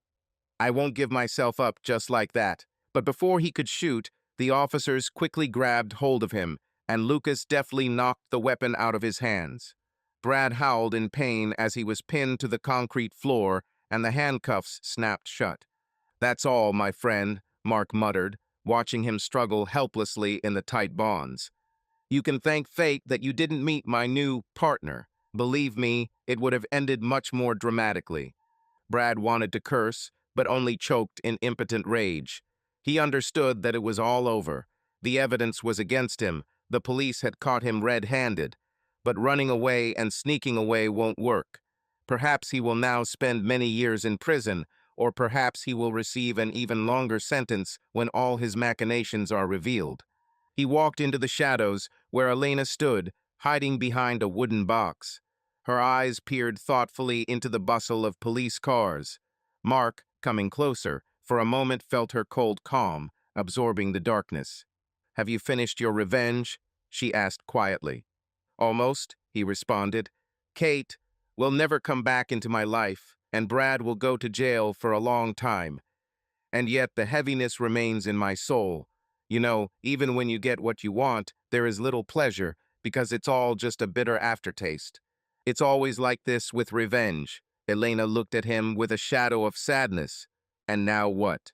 Mark looked up, looking at the distant silhouettes of houses where people were still hiding behind closed curtains, fearing new bloody attacks. "Now," he said, "we'll get down to business.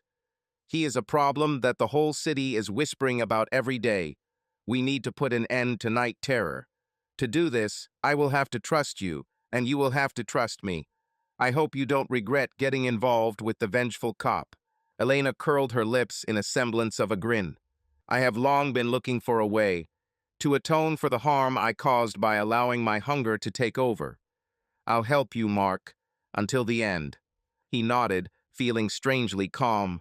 After all, now he has no connection with Kate, no unnecessary shackles. There is only a future where he is able to truly change the course of events in the city, and where his ally became the one who, in fact, should have been his enemy. The night that fell over the city after Brad's arrest and Kate's madness was surprisingly clear and quiet. Seasonal coolness made its way into the space of the abandoned warehouse, which Mark and Elena now used not only as a refuge, but also, in a sense, as headquarters. A small iron stove against the far wall cast trembling shadows on the cracked floor, and from above, large stars peered through holes in the roof. "Well, congratulations," Mark said in an undertone when they finally allowed themselves a short pause and sat down on an old overturned box in the far corner. "With what exactly?" Elena responded quietly, raising an eyebrow. Her eyes in the dim light of the moonlit sky seemed full of fatigue and sadness. "With the fact that part of our mission has been completed. Brad is behind bars, Kate is under the supervision of doctors. They can no longer harm me or you." He sighed. "Although I would like to say that this is a victory, my soul is not so easy." Elena smiled slightly, and her smile, as always, emanated a mysterious sadness. But, feeling determined to support Mark, she handed him a simple metal flask of whiskey, which he had once brought to the warehouse. "I think now you can exhale and drink to get rid of the traitors if it helps you." Mark took the flask and took a few sips, feeling the burn of alcohol dispel the bitterness inside. He knew that Elena herself would not touch whiskey. Her nature required a different drink. But she apparently understood the power of human rituals. "You know, Elena," he said thoughtfully, as a pleasant heaviness of warmth spread throughout his body, "thanks to you, I not only survived the accident, but was also able to take revenge. And now, I have a new goal. Stop the real killers in this city, those who continue to suck blood from people. I'm still a police officer, albeit outside the system, and I want to protect the townspeople." She looked down. "You don't quite understand. Many of the attacks you're talking about it's my fault too. I was losing my temper. Sometimes I just couldn't stop." There was sincere regret in her voice. "Quiet," Mark sighed, slightly shaking her hand. "We have already discussed this. Now your job is to hold back and help me catch others like you. Is it coming?" Elena nodded weightlessly, feeling a bitter feeling of remorse rising inside. She didn't know if she had the strength to stop the attacks completely, but she believed in Mark. For the first time in a long time. She had hope for redemption, and that someone would accept her dark nature without judgment. And at that moment, both felt something like a quiet joy. Kate and Brad were no longer threatened, and ahead was a joint fight against a mysterious evil, which, perhaps, was not limited only to the borders of the city. At night, under the starry sky in an abandoned warehouse, despite the ever-smoldering anxiety, celebrate a small victory, allowing yourself to relax a little and exchange a few calm phrases about the future. Mark's mistake. The idle atmosphere and whiskey played a cruel joke on Mark. He stopped being so careful as before. After spending the night in the warehouse, he suddenly decided, why not stop by home to grab a few things and buy something else for dinner? After all, now he has nothing special to hide. Kate has been neutralized. Brad is behind bars. He believed that the danger had passed. However, when he went to the store to buy groceries and a couple of bottles of wine, someone noticed him. It turned out to be a slippery fellow named Garrett Doyle, who traded in rumors and gossip, and sometimes in the sale of unreliable information. A few weeks ago, he had already heard whispers about mysterious girl accompanying Detective Stanton and some crazy stories about vampires. Garrett didn't believe in the supernatural, but he liked to profit from the hustle and bustle. Hearing Mark on the phone telling someone, "I'll be right there, Elena.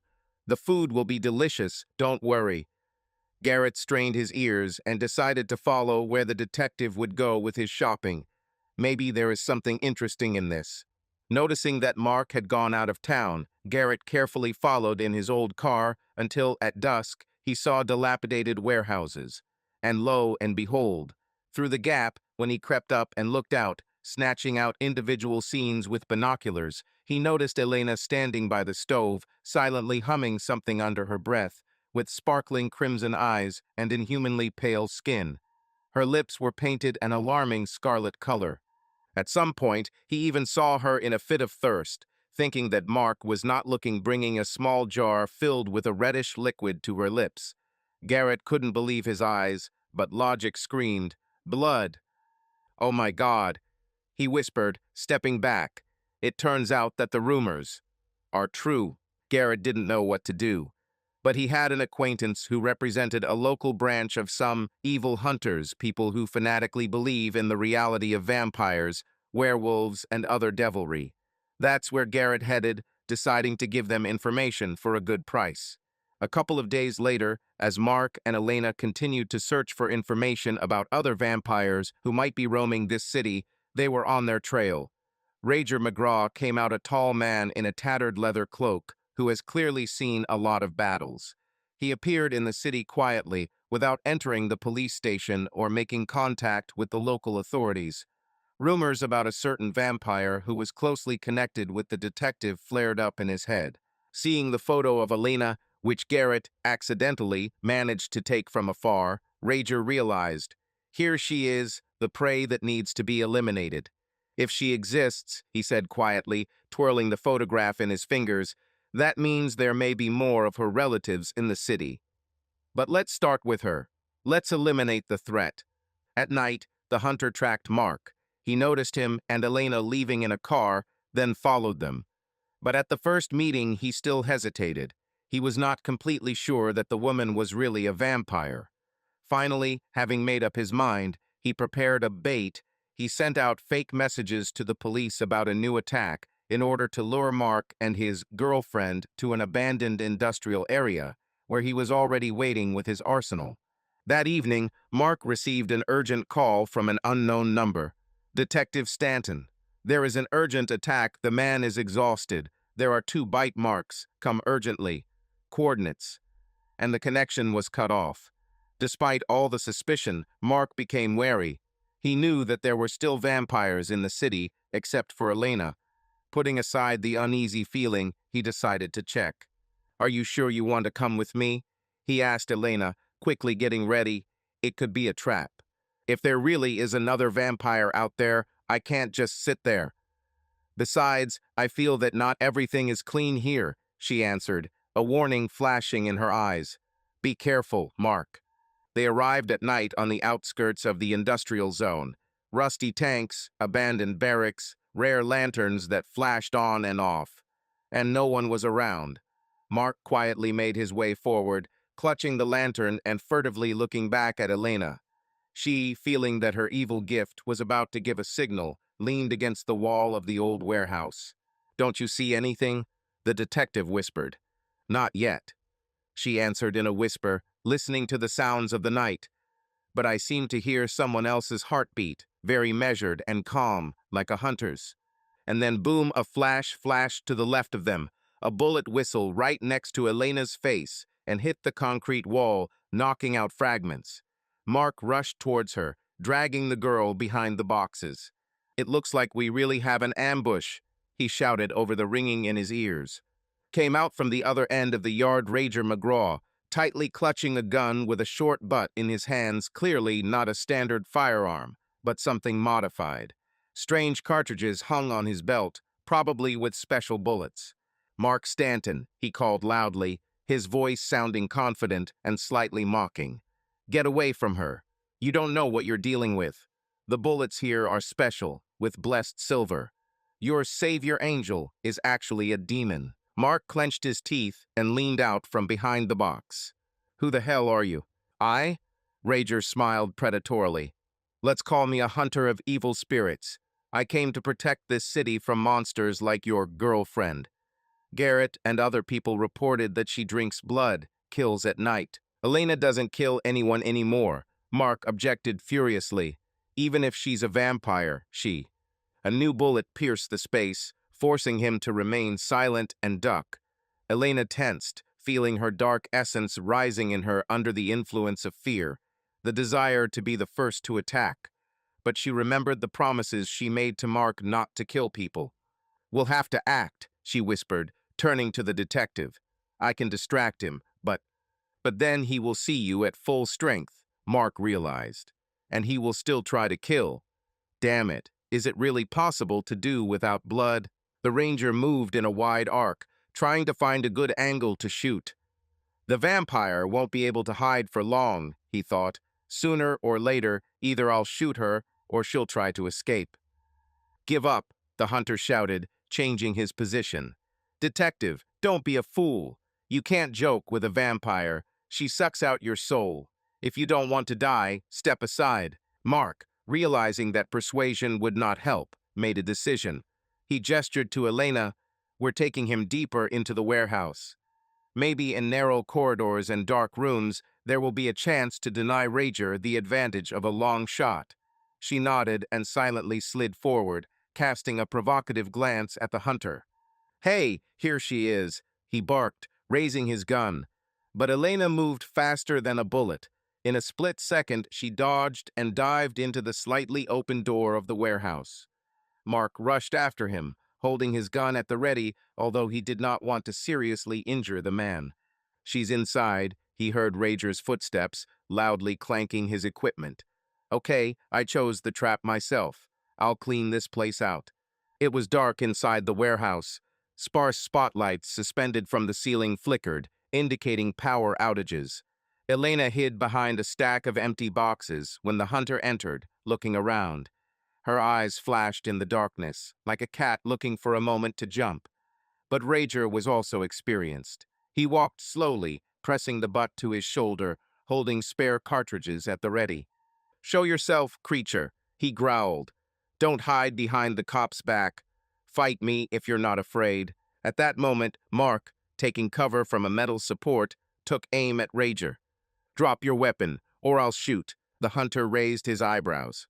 "What else? You, the detective, are only human, and you yourself must understand that you are protecting a demon. Are you seriously going to die for her?" "She saved my life," Mark shouted, trying to convince both him and, perhaps, himself. "And she doesn't kill innocents. She vows to stop other vampires who are really dangerous." Fairy tales. Rager pulled the trigger, and the bullet, clinking against the metal structure, ricocheted towards Mark, forcing him to dive behind a column. "Your brain is clouded by her hypnosis or something worse. I'll do what I have to do." With these words, he made a sharp jerk towards the boxes where Elena was supposed to be hiding. But the vampire felt him approaching. Her supernatural senses were at their peak due to the threat. She made a super-fast lunge, ending up behind the hunter and momentarily squeezing his forearm in an icy grip. He immediately struck back with a butt, but she dodged and disappeared, leaving painful scratches on Rager's skin from her nails. "Damn it," he cursed, realizing that in close combat her speed was deadly. "Hey, detective, show yourself. You're a man." Mark, trying to outflank the enemy, moved along the corridor. He wanted to finish the job without bloodshed, but Rager was adamant. The hunter changed his position, not allowing himself to be pinched. Elena looked at the hunter from around the corner, squeezed by the torment of duality. If she showed all her strength now, she was guaranteed to be able to break Rager's spine with one precise movement. But then Mark will see her in her darkest form as her killer instinct takes over, and his trust will be lost. Suddenly, the hunter found the control panel of a tiny spotlight generator. The switch clicked, and the room was filled with a sharp, bright light. Elena, naked by this light, pressed herself against the wall. Closing her eyes, she was in physical pain, although it was not direct sunlight, but the harsh, bright light still weakened her. Rager immediately noticed her silhouette. "Yeah, I got it." He moved towards her. "I thought I'd hide in a dark corner, right?" "No." At that moment, Mark jumped out from the side and, taking a risk, jumped forward, knocking off the hunter's aim. A shot rang out, and the bullet passed a few centimeters from Elena's chest, piercing the drawers behind her back. Rager, not expecting such dedication, came face to face with the detective. For a second, their gazes crossed. In the hunter's eyes, there was a holy confidence in his rightness. In Mark's eyes, there was a determination to protect Elena at any cost. "Fool," Rager hissed, trying to hit Mark in the face with the butt. But Mark, a hand-to-hand professional, dodged, and a short but fierce fight for the gun ensued between them. Elena watched, internally shuddering. She understood that she could stop the fight with one jump, but Mark might not be able to withstand the spectacle of real vampire violence. And yet, seeing how the hunter had almost snatched the gun from Mark and pointed the barrel at his chest, she clenched her fists, deciding better show your strength than letting a hunter kill a detective. "I'm sorry," she whispered, and then darted from her place with such speed that to the human eye it looked like a blur. A moment and Elena was already standing behind Rager, twisting his hand with the weapon, so much so that he howled in pain. Gritting his teeth, he could hardly stand on his feet. Mark jumped back, pulling himself together, and Elena, hissing from the bright light, jerked the hunter against the wall. The gun fell out of his hands. "I don't want to kill you," she muttered, with a bloodthirsty glint in her eyes. "But if you don't stop." Rager, panting, did not give up. He grabbed a knife with a blade, apparently also silver-plated, from his pocket, and, making a desperate lunge, managed to cut Elena's forearm. She winced in pain, flashed her eyes, and with a sharp blow of her hand knocked out the knife, and then, breaking into an animal grin, pulled at the collar of her hunting jacket, literally lifting it off the floor. It seemed like another second, and she would break his neck. "No," Mark grabbed Elena by the shoulder. "Don't do this. He's a man." She froze, trembling with rage and pain. A long cut wound pulsed on his wrist, from which dark blood oozed. Her whole being screamed, "Destroy the enemy!" But Mark's voice paved the way to consciousness. Sighing, she loosened her grip and pushed Rager away, who fell heavily to the floor. Elena slid behind Mark, trying to hide her eyes, full of murderous light. "Damn." The hunter wheezed, feeling a broken shoulder and hellish pain in his body. "I myself will not give in. You, vampire, will still answer everything." Mark raised his gun, aiming it at Rager. "Listen carefully. I won't let you kill Elena. She is under my protection. And if you don't give up now, it will only get worse. I can call an ambulance, but if you continue to resist, it will end in your death." The hunter cowered, grimacing in pain. Madness danced in his eyes. He was not used to losing to evil spirits. But he understood that he was unarmed, wounded, and besides, the detective was aiming a gun at his head. For a brief moment, they were frozen in confrontation. "Call an ambulance," Rager muttered, finally calming down. "But no, sooner or later, I will still get to this creature." Mark took a breath and nodded for Elena to step aside and out of sight.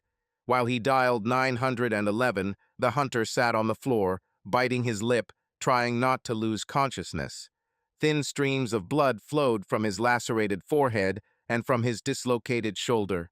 "You are no longer the original threat," Mark said, looking at him coldly. "But if you decide to come for us again, keep in mind that we are ready."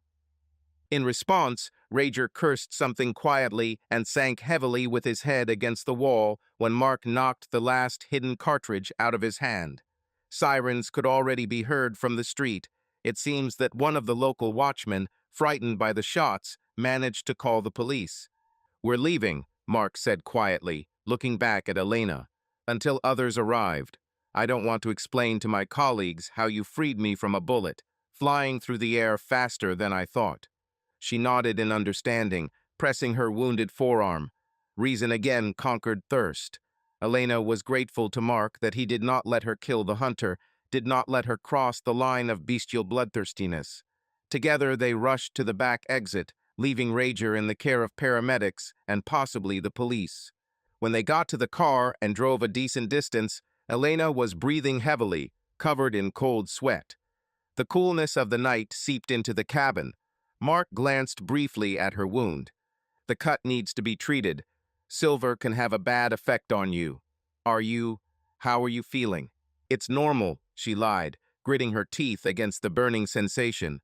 "It's just, this is the first time I've seen a person be so prepared. He has special bullets, blessed Silver." Mark nodded gloomily. "Apparently, we will have to be triply careful.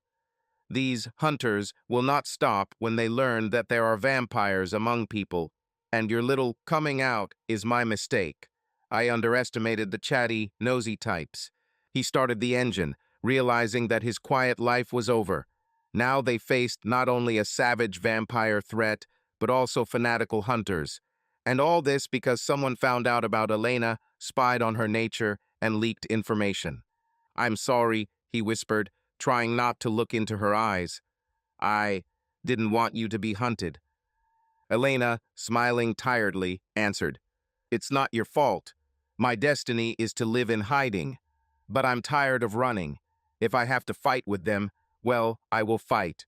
As long as there are people around who care about me, like you, Mark." With these words, they rushed away along the dark roads, heading towards a new shelter. Rare lanterns flickered outside the window, and in the city behind a wave of rumors spread about a shootout in the industrial zone, about a wounded adventurer, and about a ghostly girl whom no one had ever seen. The final battle with the hunter turned into a lull temporary. Mark and Elena understood that this fight would only start a new threat. After all, a hunter forced to retreat will not forget about this humiliation, which means he will soon try to take revenge or send others after them. And perhaps, in that distant alley, another fanatic is already hiding, ready to destroy the monster. But now Mark will not flinch. He has chosen his path to protect Elena, no matter what. Because no other reality seems right to him, because he accepted its dark essence as part of his new life. And this mutual oath of salvation is stronger than the fear of hunters and ghosts of the night. Subscribe to our channel so that your love doesn't cheat on you, and go ahead and listen to the next story, because this story is nothing compared to the next one. If you're under 18, don't even think. Click to the next one. Click to the next one. Click to the next one. Click to the next one. Click to the next one. Click to the next one.